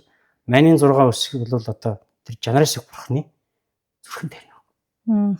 Ингэж холбогдчих. холбогдож байна. Тэгэхээр бол үндсэндээ бид нар бол одоо ингээл заа өгөхөд тэгдэг гин ингэдэг гин гээд одоо олон техник одоо нэг 70 орчим техник байна. Ер нь одоо энэ пауз сүнсэд тэлдэг хэв гэж сүнсээ ойлгох юм уу, пем ойлгох юм уу гэдгээс эхлээд ер нь бол хамгийн энгийн арга бол майн уншаад одоо хожны өгчөж ингээл харахад ингээд майн уншаас. Майн уншаад тоогоо аваад хэлж байгаа шүү дээ. Нэг хүний Умааны бадмийнхныг тоолж бардаг юм аа. 1000 мөрний илсийг тоолж бардаг юм аа гэдэг. Би гайхаад асуудаг байхгүй. Яагаад 1000 мөрний жилс нэг мөрний жилс хийж өгчихгүй. Эн чинь ингээд нэгэнд бүтээгдсэн учраас хүн тоолсоор гад нэг өдөр бол нэг тоо гарна. А гэтэл нөгөө сэтгэлээс гарч байгаа учраас тэр нэг Умааны бадмийнхан уншаад ахаар өвч байгаа гэж мэдрэх боломжгүйгээр уншиж байгаа байхгүй тэр өөрийгөө бадуулаад. Тэгэл дээрээс тэрийг ингээд нүдээ аниал баг унтчихгүй штэ. Ингээд шууд сайн төрлөө олчин 60-ыг бурхантайгаа олчин зуурдад орон туулчин. Зуурд гэдэг зүйлийг чинь заавал ингээд хүн зовоол зүтрээл ингээд тулах шаардлагагүй байхгүй юу? Тэгээ энэ яг энэ түрүүн зуурдын тухай асуудлаа. Зуурдын тухай энэ зуурдад очсон сүнс гэдэг маань хэд хэдхэн шинжтэй л байна. Тэгээ өгсөн гэдгийг мэднэ. Одоо ингээд бид гурав амьдарч байгаад би өвчлээ гэж бодъё л да насалцсан. Зуурд руу явчлаа. Тэгээ зуурд гэдэг бол бидний энэ эргэн тойронд хамт байж л байгаа. Өөр орон зайд. Тийм. Тэгээ хамт хийж идэг. Аюу мэдтэй шиг тийм гэж шүү дээ. Тийм чи яаж вэ? Нар сар хоёрыг үзэхээ очиж байгаа. Би одоо ингээ хай гэхлээр нар харагдахгүй. Сар харагдахгүй. Ер нь бол одоо тийм нэг тийм учраас энэ танка зурган дээр ягаад одоо ингээ нар сар хоёрыг зурдаг. Хоёр талд нь. Тийм танка зургийг хараад өө энэ ч нэрээ замт төв дээр нэг нар гэж юм байдаг, сар гэж юм байдаг шүү дээ гэдгийг сануулахын тулд энэ танка зургийг хийж зурж байгаа байхгүй юу? За ингээд үндсэндээ энэ танка зураг гэдэг энэ соёл, энэ шорон дэлгэн гэдэг бидний энэ соёл чинь ямар үл өвхөлтэй холбоотой. Гэхдээ ер нь тэ нөгөө өхөл өөрөө соёл юм аа. Тэр соёл өөрөө уурын дүрслэх дээр нөө тэ хөгжим дээр яруу нарыг бүгдэд орчихсан шиг. Тэрэн дээр суурил соёл чинь бий болдог. За хоёлаа зурд руу орё. Тэгээ яасан. Зурд. За тэгээд тэр сүүдрэг болчих. Аха. Би ингээд одоо сүүдрэг байхгүй болчих юм бол юу болчих. За дараа нь ингээд хөө энэ юм очоор гэж дуудангууд би ингээд нэг хүн намайг баян үлгээд дуудаад нэг хүн доронтод миний нэрийг хэллэхэд би хоёуланд нь шууд маш хурдан нэг инчтгэн зураг очиж чадна. Юу ч тол төвгүй. Ямар ч автобусын суухгүй онгоцоор нисэхгүй. За ингээд бол энэ зуурдад очиод бол очисон хүн чинь болвол хүнсэн чинь зориулж ин мингний бурхан буюу танкаг одоо юу яаж байна? Бүтээлж байна. Ер нь би одоо ингээд насан туршдаа Умааны бадмийнхан гэдэг энэ майныг уншиж байгаа бол хүн одоо бид нар бол эмгэгт бол ингээд дээшээ та сарж байгаа хүчин ш тийм ээ. Ингээ амьсгалын аппараттай гэдэг юм уу те эсвэл ингээ эмнэлгийн орчинд юм эсвэл гэртээ юм уу те. Гэтэл эн чинь хүмүүнлэг байх хэрэгтэй. Хүмүүнлэг байхын тулд яадаг юм гэхээр тэр хүн чинь нэг насаараа одоо олсон тэтгэврээр ч юм уу нэг сайхан бурхан бүтээлгээд. Тийм ээ. Тэгээ тэрийг ингээд нүднийхээ өмнө ингэж тавиад. Тэгээд нөгөө нүднийхээ харааны хүчээр бурхандаа шингэж Умааны бадмийнхан уншаад ингээд тэрийг хараад ингээд нөгөө зурд бардоо гэдэг зүйлийг огт туулахгүйгээр шууд дэвшний оронд хүрдэг ийм аргачлал байна. Эсвэл одоо энэ дээр одоо гэлэгва сажаава гэд урсгал хамаарах уу? Эсвэл шууд ямар ч хүн. Тэгээ эн чинь Хямлайн ард түмний соёл байхгүй юу? Ерөөсөө. Тэгээ яг бид нар бол нөгөө энэ бол одоо баар ингээд тогтож төвлөрч бяцлагж ийл гэсэн үг юм шүү дээ. Одоо энэ бол юм шүү дээ. Чин улсын үеийн хүний шинжийн судраж байдаг юм л да. Одоо нөгөө тим өдрийн тим цаг төрсөн тим одоо хүн болвол тим бурхан шүтэх ёстой гэдэг нь бас энэ хүний шинжээгээр гараад ирдэг байхгүй юу?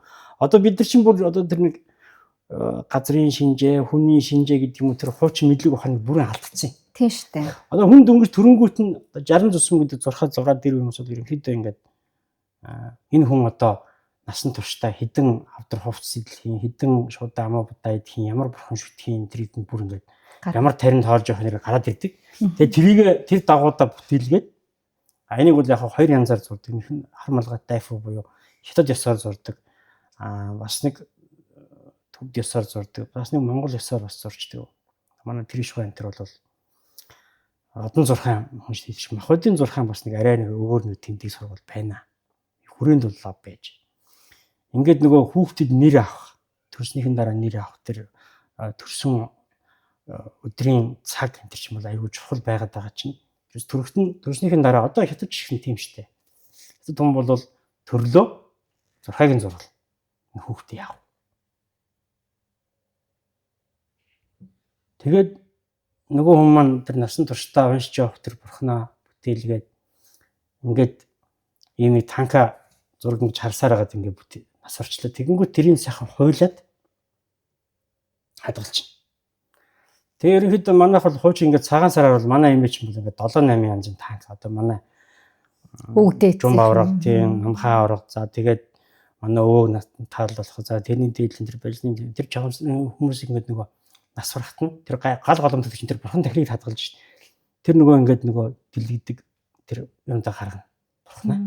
Өө эн чинь тэр үний одоо өөрөө бяцлагж байгаад өөрөө тарныг тоолж байгаа. Тэгээд нүднийхээ ой тогтоолдог тэр бурхандаа шингэсэн гэж үздэг байна. Тийм нандин чадвар. Тийм учраас энэ танка зураг төчнө гэж олон жил харуулаа. Үнэтэй байгаад одоо урлагийн өндөр түвшний шаардлага тавьд зурдаг. Ийм зүйл шүү дээ. За одоо энэ бяцлагч хүмүүс яаж өгөх вэ? Бардаг яаж тоглох вэ гэж. За ер нь бол ингээд нөгөө агуйд ороод агууныхаа үүдийг хаагаад тэгээд нарийнхан одоо зурус гэрэл гаргана.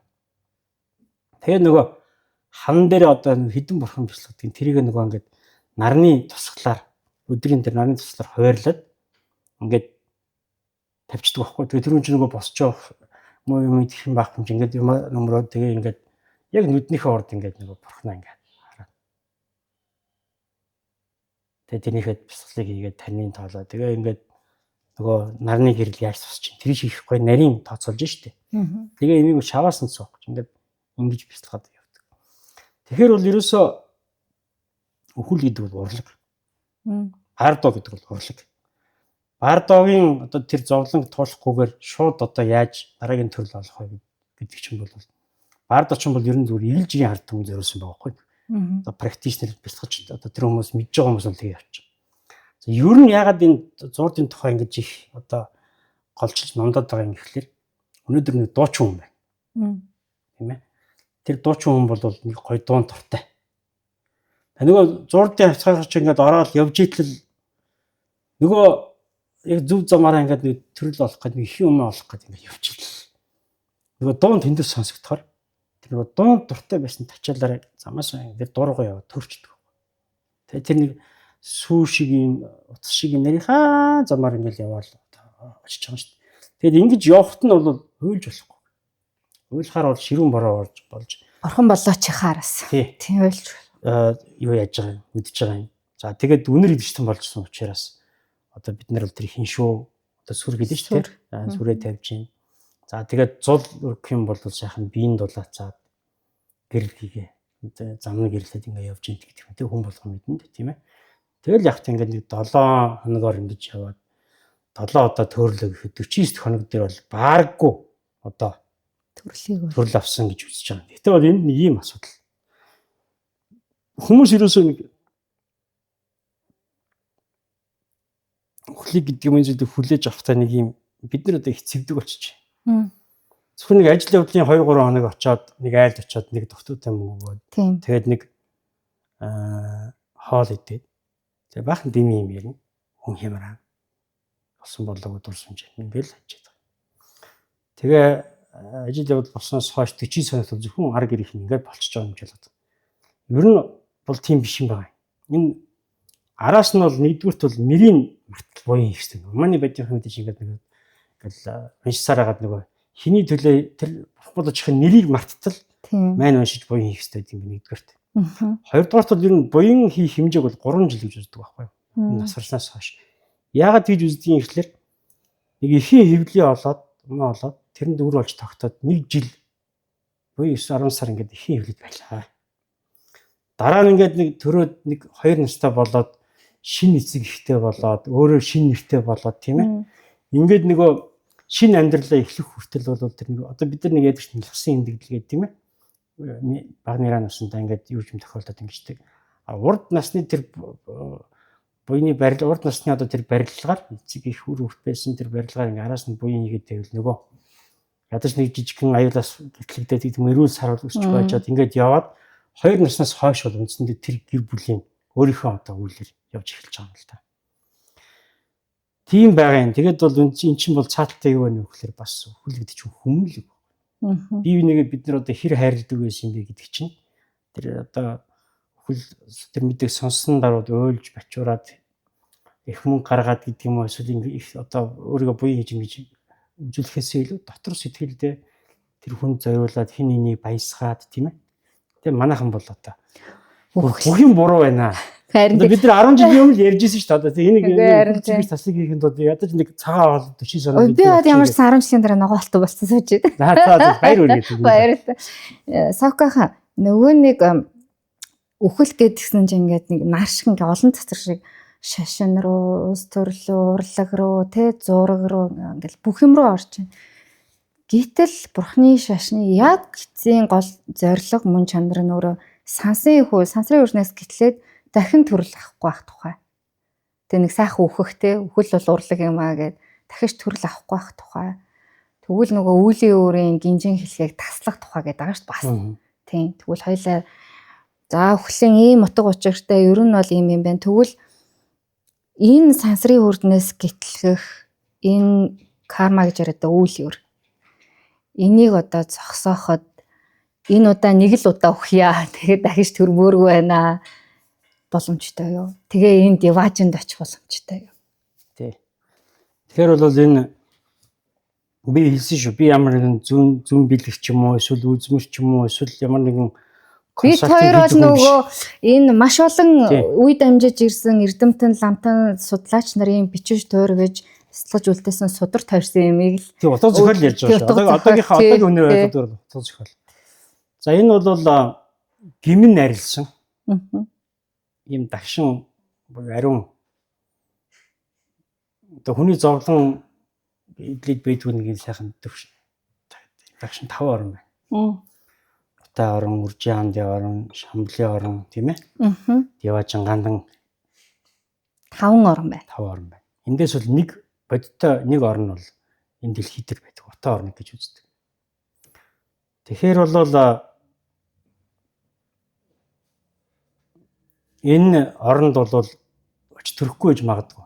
Тэгтээ бэлэгдлэр бол монголчууд яадаг гэсэн юм гэхэлэр эцэг эхээгээ нас барсны дараа бол хайлт чандарлаад жижигхэн сац болгоод ингээ өөрөө үрээд ингээ тэнд очиод утайд нэг газар худалдаж байгаа. Энэ дагшин 5 орны одоо замт төв дээр байх нэг орн учраас энд ингээд ясгийн хөргөж ингэж нэг оршуулдаг. Их хүндэтгэлтэй 2-3 жил одоо Монголын хаанаас ч гэсэн тэр утаараа ингээд данд. Одоо бид нар шиг утаа гүмбий явна гэдэг байгаа чинь одоо зөвхөн нэг тийм аялал жуулчлалын шинжтэй байгаа боловч үндсэндээ бид нар бурхан болооч нарынхаа одоо энэ хайл чандарсан үлдсээр нь шавраа ингэ сацгиж нэг гоё юм шүү дээ. Гоё сурах. Тийм. Одоо би бурханчлан бурхан болооч бурханчлан Прабхупад бит хоёр их олон жил найз нар. Тэгээ ялангуяа бурханы шашны урлагийн бас нэг оргил нь бол энэ хүний цогцыг шүтээний мөн чанартай болгох гэж болгох гэдэг нэг арга зам байгаа юм. Энэ бол ямар учиртай юм гэхэлэр нөгөө тэр дагшин 5 оронтой л одоо ярих гэдэг шүү дээ тийм ээ. Ямар ч үсэн ихлэд энэ хүн насварлаа гэж бодонгод хамгийн түрүүнд бол юу алдаж байна вэ? Бид нар бол ирээдүй хойчооч балалж гин байгаль экологи бид нар барлаад тахсан. Нэгдүгürt бол энэ амиа орлсон, жирэмсэн, хор тавдартай ийм 3 хүнийг бол зайлшгүй хайлт чанарлах хэрэгтэй. Шатаадаг. Ил тавьж болохгүй. Ил тавьж болохгүй. Ягаад гэвэл нөгөө хор тавдартай хүн чинь яг хөрс. Өвчнийх нь вирус хөрсний бохирдол болгоно. Жирэмсэн хүн чинь яг хоёр амьд тасарч байгаа учраас зурхайн зүүрнэ. Тийм ээ. Амиа орлсон хүн чинь яг одоо бас хороолон болно бас. Тэгээ энэ гурвыгаа бол бид нар бол ерөөсөө ингээд ямар нэгэн зурхаа мурхаа одоо имээ тиймээ газар мазар гэлтгүүгээр шууд одоо чанарлаас сурчмаар байна. За хоёрдугаарт бол одоо ширэл чандралд хэд хэд янзын арга байна. Тэр дотроо бол ингээд иглийн арга бол хамгийн гайгүй дээ хэмтхэн да. Одоо энэ Улаанбаатар буянгийн Крематраас ч гэсэн гарч ирсэн одоо тэр чандрууг бол өчигдөрхөн ингээд баг идэж долоох нь холгүй байсан. Янаг хайртай байна.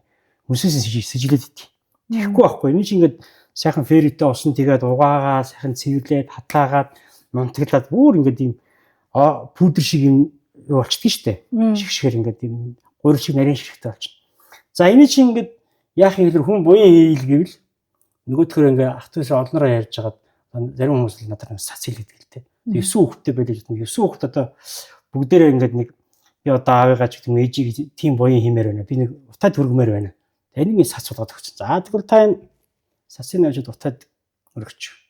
За би ингээд дадал руу дармаа судлаа явна. За тэгвэл тийшээ. Би нутагт нь авчиж сураг босгоё. За тэгвэл дотор нь энийг хийгэр гэдэг юм. Ингээд хүн одоо яаж буян хийж болохоор тэр бүх боломж болцоог нь хангасан шүтэний мөн чанарт толгосон шүү дээ. Одоо шин мах аваад явдаг юм уу? Энэ ус хүмүүс бол одоо ингээд муудна органик задран тийм зүйлт бүгэж юу ч болох нь шүү дээ. Тийм бас ингээд одоо энэ танка зурлаа гэх чинь танка зурж байгаа будган дээр нэг жоохон цай ингэж хийгээд будчихад тэр чинь яаж юм? Тэр хүний бас нэг эд хэсэг орон зай ингээд шингэсэн тийм бүтээл болж байна. Ингээд бол үндсэндээ байгаль дээр түргэн задрах. Ер нь бол одоо хамгийн төгс супер оршуулга гэдэг бол ерөөсө 3 жил дотор байгальд бүрэн задарч байгаа. Байгальд шингэж байгаа хамгийн хурдан хугацаанд шингэж байгаа тэр оршуулгыг төгс оршуулга гэдэг байхгүй. Өнөөдөр бид нар бол ингээд нэг тийм хаанаас хинээс юу сонсцیں۔ Тэгээд нэг тийм одоо нэг би нэг ингээд заримдаа боддог ш нь бөгжний эзэнгээд нэг календар нэг эсмэгаал гэдэг нэг зовсон амт юм биш. Одоо тэр ингээд нэг хувцс байхгүй. Тэгээд ингээд нэг зоол ингээд бид нар ерөөсөө тийм маягт амьдарч байгаа. Яг гэвэл юмныхаа учир зүг бүрэн ойлгоогүй дандаа нэг хүний ярьснаас өхлөө сайх хайцтай. Ерөөсөө биднийг бол энэ коммунизм гэдэг зүйл бол бүх эрдэмтэй мэрэгэн ланрыг халаад тийм бидний энэ оюун санааг бол бүрэн одоо өхлөө сайх хайц. Өхлөө сайх хайцаар нь хэрхэн удирдах вэ гэдэг юмд оруулаад энэ бүх цаг үед юм шүү те. Төр барьж байгаа хаад ноёдч байна уу? Ер нь бол яг энэ Монгол ардын нам коммунизм гэдэг зүйл бүрэн устчиж бид нар буцаад энэ юу болох юм бэл. Би бол тэгж ойлгоод байна. Ягаад гэвэл энэ хүмүүсээс тэр коммунист арга барил нь салахгүй байхгүй. Одоо эдгээр бол бодож байгаа шүү дээ. Ингээд байж итэл хөрх юм илэгдээд энэ утгааны ордон музейн бушуухан нурчаасаа тэгэл эндүч юмсан. Яг газрын зарч юмсан. Хизээч энэ өв соёл сэтгэл гарахгүй юм шиг бэл. Тэгээ яаж нэг хөтөр энэ соёлын байгууллагууд чинь одоо нэг намын дуу хоолой бол сонгуул Монголд явсан нэг тийм далдайсан усан шүлэгтэй яруу найрагчлал өдөрч шүү дээ. Ийм байж болохгүй шүү дээ. Энэ чинь эрдэмтэн мэрэгд судлаачид лам хургын өмч байхгүй юу? Энэ ард түмний өмч байхгүй. Ордон хааны ордон. Тийм номын өргөө. Тийм. За хоёлаа нөгөө 5 орны тухай ярьсан бохны. Куратор агш хичээл ордог байхад нөгөө ярьж байгаа л нэг сэдв ярьж байгаа шал өргө тойрол дээр эрдэмтэн ширсэн ингээд одоо ингээд за утаа бол тийм байна. Тэгээ ерөнхийдөө бид нар бол утаараа бол ингээд үхсдийн зан үйл гэдэг юм энэ хүний үхэл хамгийн үнэтэй газар чинь Монгол юм байгаа шүү дээ. Тана ажиглаар энд тэнд яваад би одоо энэ хятад хүмүүсийн оршуулга хийж байгааг харж байгаа. Тэгээд энэ дараагийн одоо тэр 5 оронд 4 оронд очдог энэ арга бол юун дээр одоо үндэслэж тэгж хийдэг юм гэхэл нөгөө хайл чандралх үед одоо тэр нэг эндэр гэж ярьдаг, хүрийн байшин гэж ярьдаг одоо нэг моддоор ингэ босгосон. Тэгээ тэнд ингээд нэг ихний идэр махны удаа энэ гарах үед одоо салхиар утга нь хаашаа явж байна. Тэрүүгээр нь бол сүнсэн тийшээ явлаа. Дараа нь тэр ингээд чинь шатж байгаад нурна штэ. Тийм. Тэнгүүтээ тэр зүг рүү яваад одоо шинэ баруун тишээ бол Диважн руу, зүүн тишээ бол Шамбал руу, урагшаа бол Үржин хандын оронд, хойшоо бол одоо Андангийн оронд гэдэг юм ингээд. Тэр оронд төрлөө. Гэтэл тэр зүйлэрийн шинждэг. Яг өөрийнх нь тэр тухайн өдрийн салхих одоо галны одоо зохицол те хайлт шамбалах явц. Тэгж үздэг арга байна. Олон янзын аргууд бий л дээ. Ингээд бол нөгөө тэр оронд очиосаа гэж бодоод тэр орны тухай зохиолыг нь одоо энэ шинэ Диважингийн орны тухай зохиолыг бол хүн ингээд таал болчих. Уншихад ямар гоё юм бэ тэр нөгөө дүрсэлсэн за тийм байна шүү тий газар орныг шинжихэн Деважин бол ийм байна шүү. Деважин ч бол зөвхөн тэр дагшин 4 орны нэг орн аахгүй. За тэгээ эн чинь бол яадаг юм гэхээр нэг тойдолтой адилхан. Одоо хүн ингээд чи энэ хөнгөлөлт хэмжээний засагт орж үзсэн. Би орж үзээгүй. Тийм. Ер нь хөнгөлөлт хэмжээний засагт хэвтэж байгаа гэдэг юм өхлөн тодорхой болцсон хүн бол нүд нь ингээд дуу тонгол. Тэр хүнд одоо юу ч хэлээд одоо хуурдахгүй, хуурдахааргүй болцсон байдаг байхгүй. Тэгээ яг тийм нөхцөл байдаг одоо хүнд бол ингээ өвчин тодорхой. Өвчин нь амин асын ахын тодорхой. Зөвхөн одоо хоног хугацаа хүлээж байгаа. Энэ үед Деважингийн орны тухай зохиолыг уншиж өгдөг байхгүй. Хүн тусалдаг байхгүй юу? Амьд багт нь тэр хүний соёнгийг гэрүүлж штэ. За Деважин гэдэг нэг сайхан орн байна. Тэр орн бол ийм байна. Тэгэхээр нөгөө хүн чинь ингээ зөвхөн сонсох мэдлэн төлөвлөх хамгийн сүүлчийн мэдлэн би хэлээд шүү дээ. Тэр сонсох мэдлээрээ дотроо ингэж сонсоод ургуулсан бодоод тэрийг бодож жагаад өхөхийн тэр зовлон гэдэг зүйлийг одоо үзэхгүйгээр ингэж явчихдаг байхгүй. Тэгэхэд зориулж гаргасан зохиол ойлгомжтой тийм. Тэгээд бол бурхан болооч араасаа яах вэ? Бурхан болооч араас уншин 40 соног ер нь эн чинь юм шүү дээ. Энэ номуудыг чинь би бол яагаад гаргасан гэж бас би одоо энэ нэг үнийг хэлэхэд бол би одоо нэг хүмүүс нэг зэдгээд нэг одоо хүн таал болохоор ер нь бол эн чинь бол урд нь их байгаагүй маа. Ер нь бол дээр үедээ бол нэг зүүц юу гэж штэ. Одоо бол зарим ч мөнгө өгдөг, буцаага өгч, эсвэл шүдэнд салфетаг нэг бол лаа гарын сав эднэр хөвдөг юм байна. Ер нь их дийлэгт хараад хаа. Тий. Энэ бол яг бидний ер нь ядуу сэтгүүлтэй холбоотой. Бид нар ер нь их ядуу байсан л да. Анхандаа дээр үед бол зүүц зүгдэг байсан юм байлээ. За. Дараа нь намайг 80-ад онд одоо ингээ баг байхад бол би ингээд 70 давхарт оршуулганд очино. Хүмүүс нь архиун, бүжиг, арай бүжиг их хөгжим тоглоно, цэцэг тавина бүр хачин байсан шүү дээ. Бид нар тэрийг бодох юм бол өнөөдөр бол харьцангуй өөр болчиход байгаа юм. Гэхдээ л өвлөгийн дээд нь бол номын өвлөг байхгүй юу? Тэгэхээр энэ ажил явдал боллоо гэд ирэхлээр уул нь бол тэр хүмүүс ингээд ирсэн хүмүүст өгчүүл өөрхийн бурхан болооч тэрнийхээ араас нэг цааныг Деваж уншаад өгчий. Өөрөө би чам зориулж өгч байгаа шиг бодоод уншихад энэ чуулан буян байхгүй юу? Тийм буйны гарын авлага болоосоо гэж бодоод уг нь бол хийсэн. Тэгээд бол яг мэддэг хүмүүс нь бол юу яадаг юм л да. Одоо ингээд нэг аав ээж нь ч гэдэг юм уу хүүхэд нь ингээд таал болчвол ингээд 3-400 гарна аваад зэдэндээ өгдөг юм. Тэгээ урд нь би нэг 2000 хэвлсэн тэг алга болчихсон. Тэг би бас нэм орчич нөгөө ингээд нөгөө номоо ингээд нөгөө зэдний ном болгоцсон. Мөнгө болгоод юм тэгэж айгу хямдхан үнэтэй. Би бол ингээд одоо энэ Деважингийн тухай ном учраас ингээд хараа. Юу өхөл Деважингийн тухай ингээд ямар ч дизайн хэрэггүй. Зүгээр ингээд цагаан дээр хараад тийм. Тэгээд хямдхан. Тэгээ уул нь болж игэл ингээд өөрийнхөө юугаар уншаасаа гэж боддیں۔ Тэгээ би энэ номцыг юм ингээд үүлэн номын сан тавьж үзсэн л тийм. Хүмүүс энэ уншдаггүй юм бэл. Ягаад гэвэл нөгөө гар утсаа хэрэгжилж байгаа, идэвхтэй хэрэгжилж байгаа хүмүүс залуу хүмүүс байна. Тэднэрт бол нөгөө өхлийн тухай сонирхолтой биш вэ? Одоохондоо залуу учраас. Яг тийм насны хүмүүс нь бол тэр үүлэн номын сангаас татаж аваад унших хэрэгтэй гэдэг тэр юугаа чадахгүй.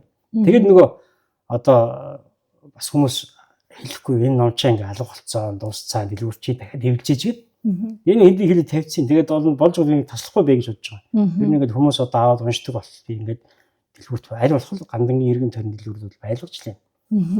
Тэгээд энийг бас одоо орчин үеийн болгоод одоо хүмүүст зориулж хийн. Ер нь гандангийн орн гэдэг маань ямар юм?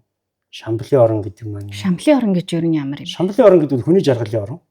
Үржин хандын орн гэдэг бол эмэгтэйчүүдийн одоо жаргалын орн гэж хэлнэ. Гандангийн орн гэдэг бол одоо бурхан багш амьд байгаа. Одоо юу штэ Дүшита гэдэг орн байна штэ. За ингээд бол энэ дөрвөн орны утга зохиол бол дөрвөлээ байна. Тэгээд ийшээ очихын тулд ямар жан шамблын оронд одоо очиход арын алгам алга байна уу? Яг энэ чинь ингээд нөгөө мань дотор уншчих юм л да. Мань. Тий. Ингээд жан шамбал гандан Деважингийн орондоо даган дөрийё гэх ингээд уншиж. Мань угаасаа уманы бадмихмаараа бирлүүлээд одоо энэ утаа мань энэ ч уншихтаа утаа мань гэдэг мань байна. Тэгэхээр би бас нэлээд хэдэн майнууд ингээд тайлбарлаад эцэг дээр байгаа тий. Би нөгөө ковидын үеэр одоо зүгээр сууж байхаар яах вэ? Хүн болгон хоригдож байгаа чи сураасаа гэж бодоод хийцэн. Тэгээ тэн дээр бол нөгөө энэ орон руу явах сонголтыг нь бол тэр Утай маань гэдэг маань Утай уулан дээр гарч байгаа 5 төвчөнд уулан дээр гарч байгаа тэр дөрвөн орноо дурдаад аль руу ч ингээд одоо дагаж төрнө шүү гэж хэлж байгаа. Гэтэ ерөнхийдөө бол маань богд манай халахын богд 10 дугаар богд энэ дагшин дөрвөн орон бүгд нэгт сул шүтэлцээтэй тогтсон системтэй. Хэдэн зуун жил ингээд бестселлер болоод ирсэн. Өнөөдөр Лодод замбын Тунгалаг тамир гэдэг ормоныг Монголын хүн болгон уншсан гэдэгт би итгэхгүй. Гэхдээ Монголын хүн болгон Умааны бадмын хүн гэдэг майныг бол мэднэ. Тэгэхээр хин илүү бестселлер. Эндээс л энэ зүйл чинь хин нэгний зохиосон зүйл биш. Энэ хүний өөрийн одоо доторх бие махбод доторх хий судал туслын эрдэм тийм ээ. Үг хэлэх одоо энэ бүх амьдралын өхлийн утга учир гэдэг чинь тэгэл одоо өөрийн хамгийн том утга учир нь баггүй. Тийм шүү. Унших, судлах, дадуулах. Илиада Одиссегээс эхлээд бүхэл нууцтай бүхэл судар, тууж, туйлс, үлгэр, домог, зохиол, яруу найрагт гол зүйл бол үхэлч. Одоо би дахиад хэлье. Учир энэ номыг хэрвээ авбал энэ бол уран зохиолын ном биш. Энэ бол баруунд бол одоо чинь Томас Морын одоо Утопарл, Томас Кампанелийн одоо Наран хот центр гэдэг одоо зохиолууд байдаг шүү дээ. Нийгмийн тэднийг бодох юм бол энэ цэвэр одоо орон судлалын ном баггүй. Одоо би хизээч оч үзээгөө тэр Деважин гэдэг маань бол иймэрхүү газар байдаг юм байна. Энэ тухай бурхан багш ингэж бичсэн юм байна. Маш гоё тодорхой бичиж өгсөн байна. Энэ Бог зон ховоо гэдэг нь ингэж бичсэн юм байна. За Монголын захар гэрч тусан чөлтөн гэдэг нь ингэж бичсэн юм байна. Шаврын данзан гэдэг нь ингэж бичсэн юм байна. Ингээ дандаа ингэж юутай. Бас нэг асуудал гарч ирж байна л да. Би бас таны багш Хүрлбаатар багшаар эрдэм ном заалгаж явж байлаа. Оюутан байхдаа тэгээ багш юу гэж хэлж байсан гэхээр энэ ном ч гэсэн ер нь энэ эртний энэ лам ховрог судлаач эрдэмтдийн үг хэллэгийг орчин үеийн залуучууд уншихад хэцүү юм аа. Ингээ аваад уншихаар ойлгохгүй юм аа. Багшлахаар би тэв шар сонь хэлгээр бичдэг юм аа угаасаа гэд тэгжсэн. Тэгээ энийг бас Деважинг уншихад бол их ойлгомжтой сайхан байсан. Мөнхөс дээр бол яг нөгөө Судар намын зарим үг хэллэг дээр бол одоо жирийн хууль эрх зүйгээр сурж байгаа, эдийн засгаар сурж байгаа хүмүүс бол төдийлөө ойлгох боломжгүй харагдчихсан. Тэгэхээр энийг яаж бас ойлгох боломжтой хөнгөвчлсөн хэлээр яаж уншиж болох вэ? Яаж ойлгож болох вэ? Би нэг ном гаргаж байгаа. Яг нууцал тайлбар бичиг гэж гарч байгаа юу? Үгүй яг зүгээр гэдэг нэртэй. Хүний анхны сүлжээ аваа. Тэгээд ерөнхийдөө энэ нөгөө зурд буюу өөхөх амьдралын чанар утга учир. Тэр чинь ингээд нөгөө дандаа бодиттой болсон үйл явдал яг өөрийнх нь амьдарч байгаа амьдрал дээр наагаад ер нь бол альва үзэл санаа үнд зүйл гэдэг бол цаг үе болгондоо өөрөө нийцээд дагаад тэрийг өөрөө тайлбарлаад тэр үгийнхээ чиний хэлдэг үнэлэлтэй өнөөдрийн оюутан залуус ойлгох хэлээр бичнэ. Одоо баг бэлэн болж байна. Ирэх хавраас баг хэлэтэнд орчих болоо.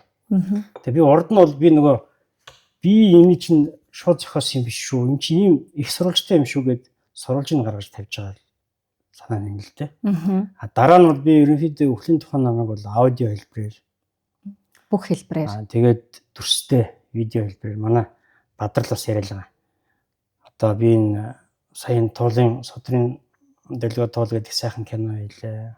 Одоо улангийн тухай кино хийж байна. Ер нь бол одоо энэ чиний Деважингийн тухай кино хийн шүү л гэдэг.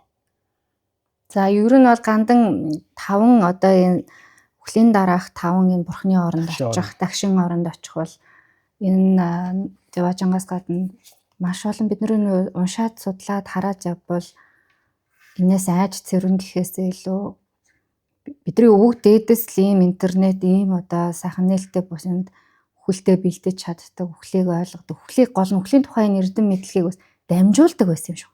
Энэ уламжлан тасарсан юм уу гэж би хараад байгаа юм. Бидний өвөө эмээ аав ээжнэр бол одоо надад бол баг бахаас эхлээл аавыг нь ээжийг нь бурхан болоход бол уйлж болохгүй шүү.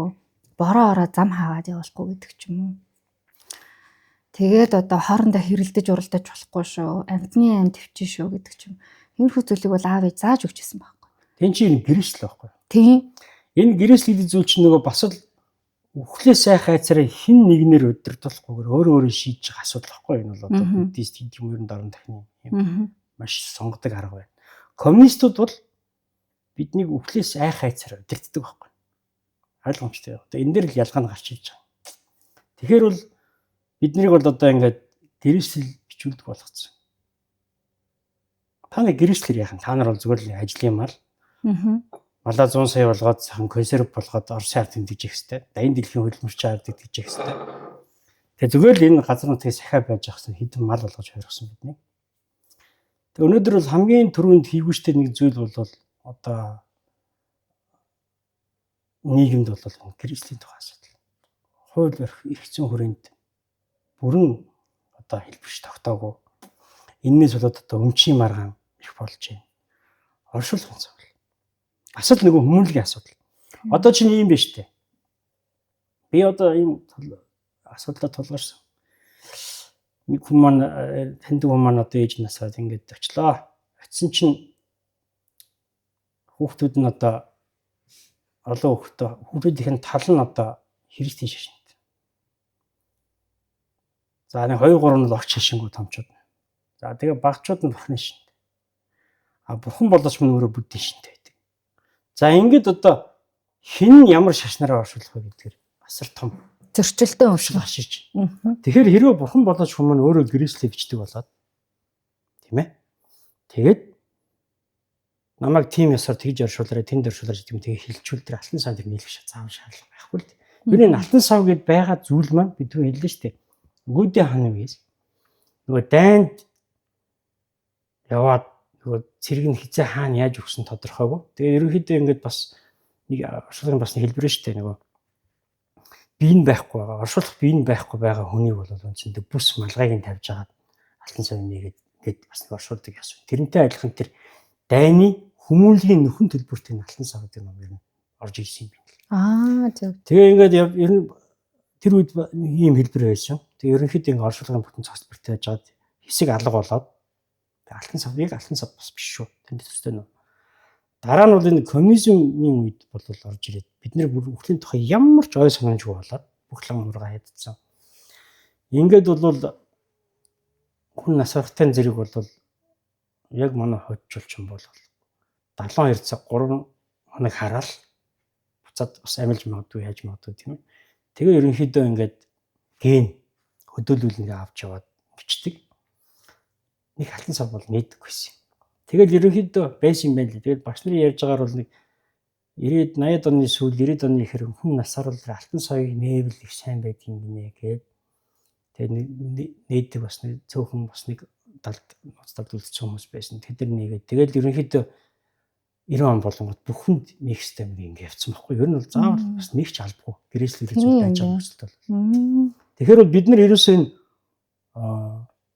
бие биендээ хүндэтгэлгүй хүмүүнлэг ёс зүй хүмүүжлгүүл байгааг нь илэрлэх байхгүй энэ бүхэн бол. Тийм учраас ингээ хүн бол одоо ингээл яах. Энээсээ үдээд маш их мухар сүсгийн одоо үйлдэлүүдийг, зан үйлүүдийг юм хийж штэ. Тийм шал тийм ямар ч утгагүй байхгүй. Хин дээр ч хамаагүй очиж үзүүлж харуул нөгөөтгөн дуртай юмаа хэлнэ. Ойлгох боломжгүй зан үйлүүд хийж. Би бараг тэрний оронд бурхан болоочийнхаараа сайхан мод тарьчул одоо тэр тийм штэ. Шүтэн болгоод доор нь одоо ингээд нэг сайхан чандар хямдхан штэ. Саягаар хандуулж чандарлуулж ин. Тэгээд тэр чи авч гарч ин. Тэгээд тэр бон цэглсэн мөнгөөр нь тэр сайхан мод өөрөө очиод туслаад ингээд тий. Гэхдээ чи байгаль ихтлэхийдээ ээлтэй үлдмээр штэ. Ерөөсөө хүний амьдрал чинь биш штэ. Энэ дэлхийд төрсөн цагаас эхлээд дандаа энэ байгаль чинь сүйтгэж, ивдэлж, нурааж буснуусаар хагаад штэ. Үхтээ бас хорт тавдарт тусаад тэгээд тэр газрын хөрсөнд одоо вирусээ шингээгээд ингээд ийм ингэж амьд болохгүй байхгүй. Энэ ерөөсөө тийм эрүүл саруул сэтгэхгүй биш. Тэгэхээр бол бид нар бол ингээд хүмүүс хэлдэг юм л да. Бид нар ингээд бүх зүйлийг давж тулах хэрэгтэй. Бид нар чинь хертний үндэстэн шүү дээ. Биднэрт бол асар их ой санамж туршлага байна.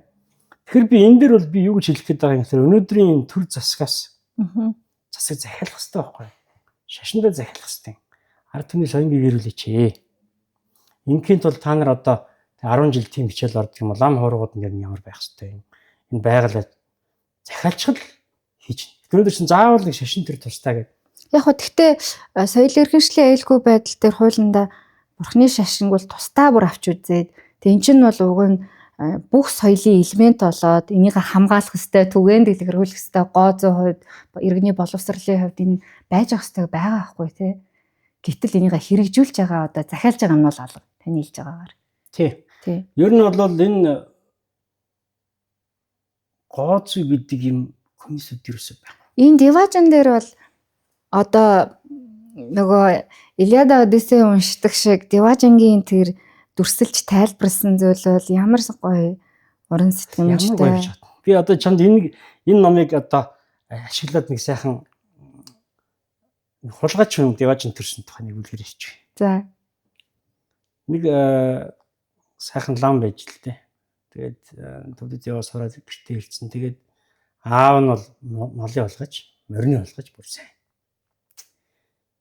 Тэгээд нөгөө нүдэн муудаад насны өндөр гацсан. Тэгтэл нөгөө хулгайч хүн чинь хамгийн гоё билэг хүүдэл нэг сайхан морь хулгайлж өгнө ярьдаг гинэ. Аав нь одоо амьд дээр чамд морь хулгайлж гэж бол. Яг тэ типичний монгол юм биш. Тэгээд хүн нэмийг арга олж гинэ. За нэг нөгөө хулгайч хүн чинь бол яд ихэр нэг тим уулын, тим багцаанд, тим газар, тим өстэй газар нэг тим мод морь өнөөр тэрийг хулгайлдаг. Сургаар хулгайлдаг. Харанхуй болгохгүй шүү дээ. Тэгээд нөгөө хүн хэлсэн гинэ. За одоо ингээд газар дэлхийн тий гол нь ингээд сайхан урсгахтаа уманы байдаг номоор уншдаг, ном уншиж уманы байдмын одоо майнаар урсдаг. Газар дэлхийн ингээд 9 эрдэнэ ингээд шодрүүлж юм юутай. Тэгээ модон ийм олон эрднээс бүтсэн тий.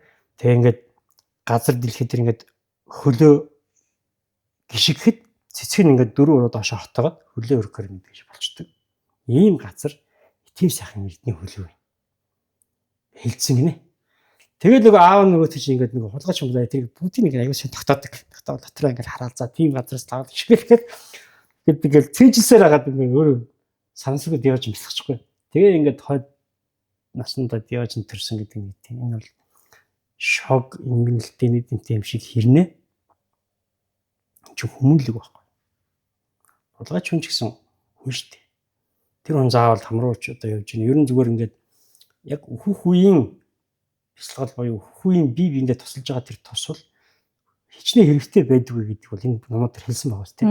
Яг өөхөх үедээ л бие биендээ тусалж хэвчтэй юм шүү гэдгийг хэлж байгаа. Өөхөх үедээ яг би яг юу хийсэн бэ ертөнцид гэж бодох. Тэр хүний шин тэгж хэлэхгүйгээр ер нь ингээд өөрийн тэгж одоо гашуудуулж бисгээж сэрлэлхээс илүү тийм юм Деважин мөнгө шин тухайн ашиг өгч байхгүй зүгээр ингээд гэртээ сууж байгаад уншиж болно шүү дээ. Өөд энийг тэгээ заавал ер нь бид нэг сонсоолгүй яг жирийн хүмүүст болохоор соёл урлаг гэдгийг заавал дэлгэцээс үзэх, тайзаас үздэг гэдэг ч юм уу, өхөл хагцал гэдэг заавал тулаад ирэхээр лам бөө одоо христиан байдгийн пастор гэдэг юм уу, тийм хүмүүсээр өдөрдүүлж хийн гэдэг юм уу, өөрсдөөс их холдуулаад ах шиг. Гэтэл яг үүндээ бол өдөр тутамдаа анх усын тухай бодох, бясалгах, өхөөд өхийн цөөхөн амьдралтай, утга учиртай байх, байгальтай хөөртэй ээлтэй байх. Тэгээд бүр өглөө захиалт сурах, өхөж сурах, үхсний дараах очих газраа хүртэл мэддэг байх, захиалдаг байх.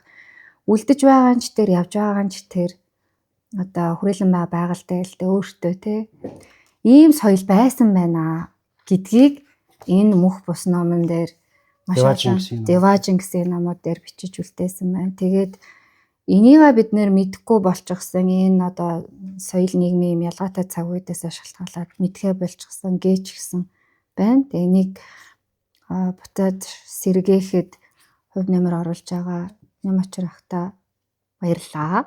Нөгөө 20 асуулт чинь дууссан шүү. Битээрстэй амар яриа л нэг яриан дунд та чи өөрөө асуух шаардлагагүйгээр яриад байна штэ. Тийм. Би ч одоо нөгөө хит асуулт нэг би ч асуулт руугаа орсонгүй, харсангүй. Ер нь одоо ингээд бушуухан дуусаа сайн. Дуус хараас болоогүй. Болоогүй тий. За.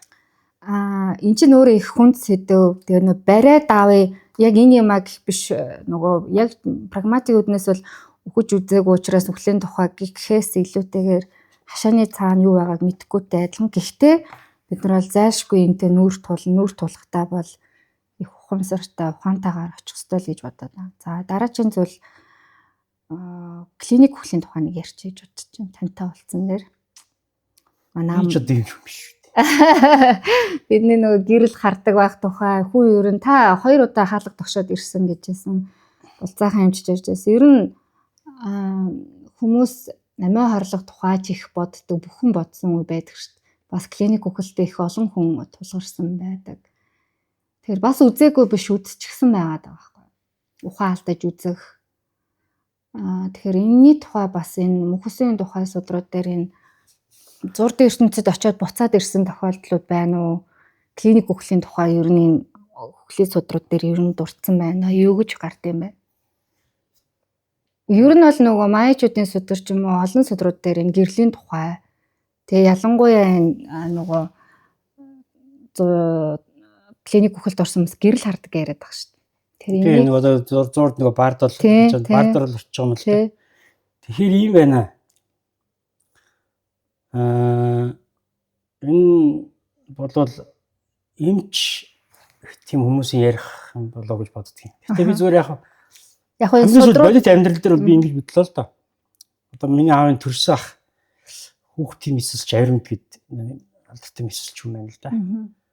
Тэгээд 57 жил хүүхдийн мэсэлч. Мэсэлч хүн гэж одоо ингээд яг бодит амьдрал дээр бол ингээд одоо бараг дандаа хүүхдээ нууртуулж. Тэгээд бит хоёр нэг 4-5 сар тэр ах маань бас нэг хартаад хүнд болгоно л тохиолдсон юм чинь. Одоо тэр харт авдаггүй тэр өвжингүү тийм айл гэж бол одоо Монгол байхгүй боллоо шүү дээ. Тэгэж өндөр настай. Тэгээд бид хоёр сая нэг 4-5 сар хамт байлаа. Тэгээд яг би бол ингээд дотор сэтгэлдээ бол одоо нөгөө хүнээс бас өгд олчих гээд нөгөө маань юмч хүн. Тэр чинь бас ингээд нэлээд хүнд байс байдалд ороод нөгөө ертөнцид тахчаад ирж байгаа шүү дээ. Би бас ингээд яад ийм байна, тийм байна уу? Та өөрөө эмч хүний хувьд юу гэж боддог вэ гэж асуугаад байгаа юм. Тэгээд бодоод өөрийгөө бол би голсон л доо. Эмч хүмүүс бол одоо хамаагүй өөр прагматик. Одоо тэр нөгөө мдээгүй зүйлэг гэдэг юм уу? Тэрний хүмүүс бол ерөнхийдөө бол энэ чинь шинжлэх ухаан шүү дээ. Борооны шинжлэх ухаан бол тэр талаар бол бас хол явцсан. Тийм шүү дээ. Тэр чинь зүгээр тэгэл ер нь миний үзсэн дуулсан бүхэн бол яг бодит амьдрал хөрсөн дээр буухт бол яг ч юм байна л гэж бодсон. Энд хугацаа хэрэгтэй л дээ. Хугацаа хэрэгтэй. Тэгэхээр би энд ингэж хэллээ шүү дээ.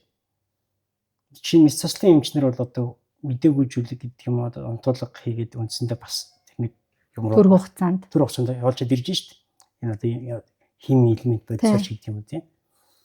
Гэтэл бол буддизм чинь болохоор зүгээр өөрөө сайн дураараа бас ингэж нэг тийм аялал хийж бас болдог. Зарим нь зүүд нөрөө ашиглаж байдаг тийм нөрөө ашиглаж. Зарим нь бүр ингээ өөрөө бодитоор пад баг очиад ирж байна тийм ээ. Тэгээ энэ бүгдээс харахад бол би зүгээр нэг юм л юм боц. Ер нь бол нөгөө бид нар бол хүнээ ингээд нас орангууд шууд морхтэй шийгэл энэ гэр оронд байхгүй. Болцсон юм чинь яасан ч яхаа гэдэг нэг юм одоо бодолтой болчт юм. Тэгээд яг ер нь тэр хүн нас орсны дараах хүний зан авирт гарч байгаа тэр өөрчлөлтүүд ер нь тэр хүн амьдралдаа хэр зэрэг чанартай амьдэрсэн юм бэ? Чансаатай амьдэрсэн юм бэ? Өхлийн тухай бид нар биеинд хичээл зааж ш тийм ээ. Тэгэхээр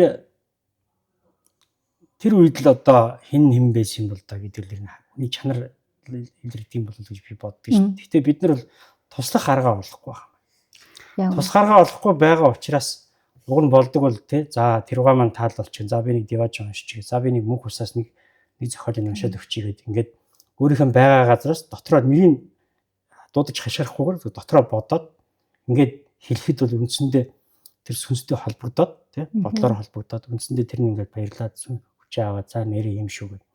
Тэр зориулж уншна гэдэг чинь тийм зүйл байна л та. Энэ хүмүүлийн асуудал. Тийм л боломж байгаа. Тэрнээс биш одоо би бол одоо яг таны асуултанд бол тэр клиник хөглийн тухай бол би хэлж мэдэхгүй. Би ерөөсөө унтсан, сэрсэн. Одоо номын чиглэлээр гэх юм бол амжилтын тухай гэх юм уу, сайхан гэр бүлийн тухай гэх юм уу, улс төрийн чиглэлээр маш олон хэдэн сайн ном гарч байгаа. Гэтэл өхлийн тухай бол хэдэн зуун жилийн өмнө бичээд ирчихсэн бид нэр бэлэн судар ном өдөр тутамдаа унших боломжтой юм ном байна. Тэгээд би энэ дугаарыг ерөнхийдөө бол нөгөө хүмүүст бол би бол багасаа энэ нөгөө ийм юм байнга ярьдаг хүний дэргэд байсан учраас надад бол их амар байгаад байгаа. Тэг энийг бас өөрөө сонирхдаг учраас мөнхсөн тухай, бяцлаглалын тухай. Номын сангийн зочин дээр ч гэсэн энэ ном дундаас одоо ер нь сайн ном ховрлсон шүү дээ. Сайн ном олж уншин гэдэг чинь өөрөө бас их соёл болчихлоо шүү дээ. Хүн болгонд дуртай өдрийн тэмдэглэлч ном болгоо гарч байгаа шүү. Тэгэхээр номын санд зайлшгүй бид нар бол өхөлтэй нүрт тулна, мөнхстэй нүрт тулна. Бид нар тэр үед ухамсарт хүн юм бол энд яаж бэлтгэх юм? Өдөр тутмын амьдралыг яаж үнцэнтэй байлгах юм гэдэг талаас энэ өхлийн тухай, деважингийн тухай зайлшгүй боловсралтай хүн бол мэдчих хэвээр гэж таныг зочноор урьсан. Тэгээд ямар ч гэсэн монголчууд бол төвдийн энэтхийн гэхээс илүү монголчууд өөрсдөө энд өхлийн талаар, мөнхсийн талаар нэршлээсээ эхлээд маш олон дихтэй, түүхтэй, тэгээ соёлтой, энийг тойрсон төр, нийгэм, урлаг, утга зохиол ийм асар том соёл байна. Тэгээ энийг бол нэг нэвтрүүлгээр бол бид нэр барахгүй.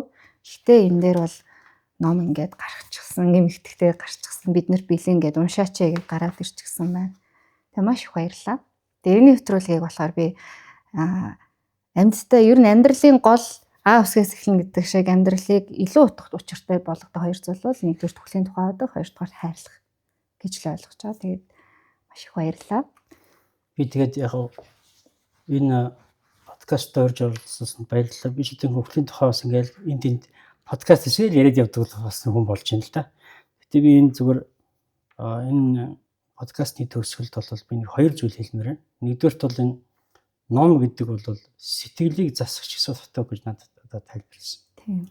Ойлгуулсан. Тийм учраас бол сэтгэлийг засаж байгаа тэр зүйлийг бол ном гэж хэлнэ. Сэтгэлийг одоо бөснөлж ярьдаг бас ном биш байх. Тэгэхээр бол энэ таны хэлдэг бол зөв. Ер нь бол энэ бол их монгол хэлээр байгаа. Сонгодог академик монгол хэлээр байгаа гэсэн. Тэгэхээр бол би болоод яаж иж гүрийж байгаа ямар гадаад хэл англи хэл сураад юм уу төвдөө сураад уншиж байгаа шиг. Их монгол хэл дээр байгаа ийм номыг бол зүгээр нэг өстө хүчилж байгаад уншчихад бол ойлгохгүй юм гэж баг байх. Энэ л ойлгомжтой. Нэг талаас. Нөгөөтэйгөр бол би хоёрдугаарт нь бол би амьдралын тухай хамгийн оновчтой сайхан одоо бичсэн олон номууд үзсэн л. Тэгэхээр энэ төр манай хөглөтөр өгш орчуулга хоосон чанарын доол гэдэг одоо дөрвөн мөржүүлгийг орчуулсан орчуулга гэдэг юм л да багш орчуулга. Эрдэнэс олоод баярлах, эрлэгт очиод үгээрэх, эвсэх салах бүгдээрээ илт хоосон чанар юм гэж. Тэгэхээр бол амьдрал бол хоосон чанар. Би одоо багшийнхаа энэ шүлгийг бол дандаа ингэ боддог байхгүй. Эрдэнэс олоод баярлна. Нэрээ би нэг 5 4 болох юм уу? Би энэ ажилгүй хүн л дээ. Одоо энэ талчаад бас мөнгө болоод би аягүй баярлдаг. Гэвчиг бол би тэр мөнгийг бол эрлэгт очихоор л өгүүлчихнэ. Үхээд бүгдээ адилхан ядуу болчихно. Тийм болохоор тэгээд эвсэх салах гэдэг нь болохоор нэгэнтэйгээ нөхөрлөх, нэгэнтэйгээ дайснаа салах. Тэгээд нөгөө төр мөнгө олох үгүйрэхтэй энэ бүгд нийлээд илт хоосон чанар. Бүгднийг нэг шигтээд нэг юм дугуй хоосон хорон зав болгож байгаа. Нэг юм шүлэг байдаг. Тэгээд энэ шүлгийг бол би өөрийнхөө амьдралын мөрдлөг болгоо. Одоо ингээд нөгөө өхлийн тухай бяцлах болдго юм ингээд. За хөхөрчд яах вэ гэж бодохоос илүү энэ дөрвөн шүлгийг би ингээд цээжиндээ хадгалсан. Тэгээ явж байгаа л жаахан завтай болд юм уу ингээд бодохороо энэ шүлгийг саанд ордог байхгүй. Тэгээ өөрөө манай багш амаараа гонгонаад их гоё юм шин л да. Тэгээд эрдэнэс олоод баярлаа, хэрлэгт очиод өгөөрэй, хэвсэх салах бүгдээрээ илт хоосон чанар юм бэл тэгэхээр бүх юм хаасан болж байна. Тэгээд уул нь ингээд болдог бол сайхан утга учиртай сайхан амьдэрсэн. Би бол ялангуяа багштай баярлдаг. Багш маань ийм сайхан миний сонирхолж байсан. Багш бол хамгийн гол нь маш сайн төгс арга зүй одоо хийж өгсөн, бүтээж өгсөн. За энэ арга зүгээрээ бол судлаад бол би өөрийнхөө хувьд бол ямар ч байсан хийх ёстой зүйлээ бол хангалттай хийсэн байх гэж боддог. Тэгээд одоо олон ам гарч чадахгүй. Ер нь бол гэтээ одоо миний үлдсэн амьдралдаа хийх зайлшгүй нэг зүйл бол энэ бидний ах мэдийн тухай асуудал байна. Би бол энэ номоо болж игэл ингээд асрамжийн Батсүмбрийн асрамжийн газар одоо бас нэг яаж таах санаа байна. Энэ номоос яа. Ахмадууд тарихтай. Хоёрдугаарт бол энэ Дорногов аймгийн Эрдэнэ суманд 21 дарихын холбоо гэдэг маань бичдэг юм нэрэдэг байхгүй. За. Бүр захын аслагдсан сум, хилийн сум. Тэгээд лам байхгүй. Өөртөө биш. Тэг өөртөө гой маань хүчиж уншдаг. Тэгээд тэр нутгийн хүмүүс байна. Хажуухан талд Сүхбаатарын Баян дэлгэрийн юм нэр. Би нэг Тэгээ явсан шүү дээ. Тэгээд тэд нар очисон. Тэгээд надад бол юу байсан бэ нөх тэр хэдийг энэ Монголын газар нутгч нь далайн шиг том. Тэгээд өнцөг булан бүрт амьдарч байгаа тэр суманд амьдарч байгаа настайчууд ингээ өөрсдөө гой монгол сүм майны сүм байгаад тэрэн дотроо ингээд уншдаг болоо. Тэгээд хүний хойтхыг лам нар ингээд авдагтай адилхан хүмүүсийн араас одоо монголоор сайхан майн уншдаг. Ийм одоо аюу сүм энэ жил нэгж байгаа. Тэгээд би тэр имэнэр дээр бас очиод одоо би өөр имэ дээр ч өссөн юм да. Тэгээд болж өгөл тэр тэднийхээ одоо нэг юу төгс төгөлдөр болгоно. Тэгээд тэр загвар болгоод тэгээд Сүхбаатар аймгийн Баян дэлгэр суманд, Дуул Баянд за тэгээд Баян Онгор аймгийн Эрдэнэ цогт Баян Овоо, Баян булаг гэж сумдууд ингээл сонирхоод байгаа. Тэр ер нь их гоё юм болно. Би 10 гаруй жилийн өмнө тэр Майны эзэнт хөрөнгө кино хийхдээ тэр имэндрийг бүр мэдээд зорж очиж зургийг аваад тэр кинонд оруулсан. Тэгээд тэр цагаас хойш тэр тийм нэг бизнесмен залуу. Одоо бид нар ингээд суманда 100 жил боллоо гэж нэг бүх моринд тэгсэнгүү тэр хүн бол шууд ингээд тэр имэнэртэй зориулж нэг сайхан сүм барьсан байна. Тэрний нээлтэнд очин. Тэгэхээр бол би юу гэж бодож байна вэ гэхээр ерөнхийдөө бид нар бол одоо өхөл өөрийнхөө амьдрал хамгийн үнд зүйлийг хин нэг нь даатахгүйгээр зүгээр сайхан ном уншаад зүгээр сайхан бэлэн сайхан майн биднэрт ингээд ирсэн уламжлал байна тийм ээ. Энийгээ жоохон хөгжүүлээд ингээд жоохон тартаад явчихад их олон хүн туслах байхгүй. Тийм учраас бол ер нь номын хүн судлаач хүн юу гэдэг энэ хүмүүс аль болох болж өгвөл ингээд нэг хүнд нэг ном шиг ном яг хэрэгтэй тийм номыг уншуулж хийсэн гэсэн юм бодолтой байх хэрэгтэй юм бол энэ тэр хүмүүсийн ёс зүйн юм бол гэж боддог. Тэр ёс зүйг л барьж явандаа л гэж боддог. Тийм. Тэгээ би хүүхдүүдэд бас энэ Чингис Кобаши Такаширгийн Чингис хаан гэдэг Чингис хааныг яг хувь талаас нь гаргасан бас нэг сонирхолтой ном. Одоо энэ сүүлийн хэдэн жилийн Хинтээ аймгийн Батнар суманд хүүхдүүд ивент мастер болгож болтой. Тэгээд тэр хүүхдүүдэд зориулж уншдаг. Тийм. Ингэж юм. Тэгээ болж игэл бид нар бол ерөөсөө хүүхэд Ахмад настан энэ хоёр хүнээ хайцсан нийгэм байхгүй бидний өнөөдрийн нийгэм. Тийм учраас өнөөдрийн ном бичиж байгаа хүмүүс бол бид нар бол нэг ийм л болчлаа шүү дээ. Нэг гяс нэг ном бичээл нөгөөдхөө хэвлээл тэр номын баяр болохоор талбай дээр очил баруун солгоогүй гар өсөж зурж зараал. Тэгэд бусд үед нь бол сэхэтэн хүмүүсийн өөрсдийн нийгмийн өмнө хүлээсэн настай Ахмад дүү хүүхдүүдийн өмнө хүлээсэн үүрэг гэж байхгүй болчлоо. Тийм учраас энэ ёс зүйг байгаа шүү. Алга болоогүй шүү. Бас одоо ийм ёс зүйчин бол цагаан цаасан дээр хараа үсгээр бичиж байгаа хүн байвал энэ ёс зүйг бол заавал баримтлаад тодорхой хэмжээг хүн ашиг олдгоо л явах гэдэг ном бичээ. Тодорхой хэмжээний хүмүүнлэгийн ажил зарцуулж явах хэрэгтэй шүү гэдэг хэлмээр байна. За баярлалаа. За тэгээд сайхан ном бэлгэлж басээ тэгээ өглөөний дээд ном бид танаа номын санд бас бүх салбарт 5 шилэг. За ингээд энэ удаагийн номын сангийн зочин болон маань Деважин мөнх бус хэмээх номыг эмэгтгэн хэвлүүлсэн төв судлаач Ням очоор ах маань өргөд оролцлоо. Тэгээд бит хоёр маш том сэдвийг том сэдвч өөрөө тал тийшээ өсрээд байх нэгууртай. Гэхдээ барьж авах гад ер нь бол алтан сав ямар утга учиртай юм хизэнээсээ гаралтай юм. Хүн бурхан болоод ямар оронд очих боломжтой юм. Бүхэлдээ яаж үлддэг юм. Өдөр тутамдаа унтах хүртэл зүүдлэх сэрэх хүртэл усан сарын 3 хүрдээ те яаж хүн мэдрэх боломжтой ингээд олон зүйлийг ерөнхийд нь ингээд бас мэдээлэл болгож хүргэлээ. Тэгээд та багшийнхаа шүлгээр дуусгасан бол би одоо аавынхаа амьдтай бие биенээ хайрл гэдэг үртээр дуусгая. Тэгээд амьдтай бие биенээ хайрл алив сайхан бүхний бусдаас бити хармал хэрэггүй үгийн зэвээр зүрхийн бүш шахлал хин нэгээ хархуу нөхрөө битгий. Тэгээд бүгд орсон нэгээ шоолж буй нэг аяа гайхамшигтай. Тэгээд бүгд л одоо нэг ертөнц рүү очих нь тодорхой. Тийм учраас энэ байгаа ертөнцийн хайр дүүрэн, ерөөл дүүрэн, эрдэм ном дүүрэн байхын ерөөлийг одоо өргөн дэвшүүлээ, сайн ном уншаарай. Энэ хоёр номыг монгол хүмүүс зайлшгүй уншаарай гэж хүсэж байна. Баярлалаа. Савка өөрийнхөө нөө дуудаг савка хахна нямка хахта маш их баярлалаа. За Шинэ номоор уулзах ерөөл тавья. тийм шинэ номоор уулзах.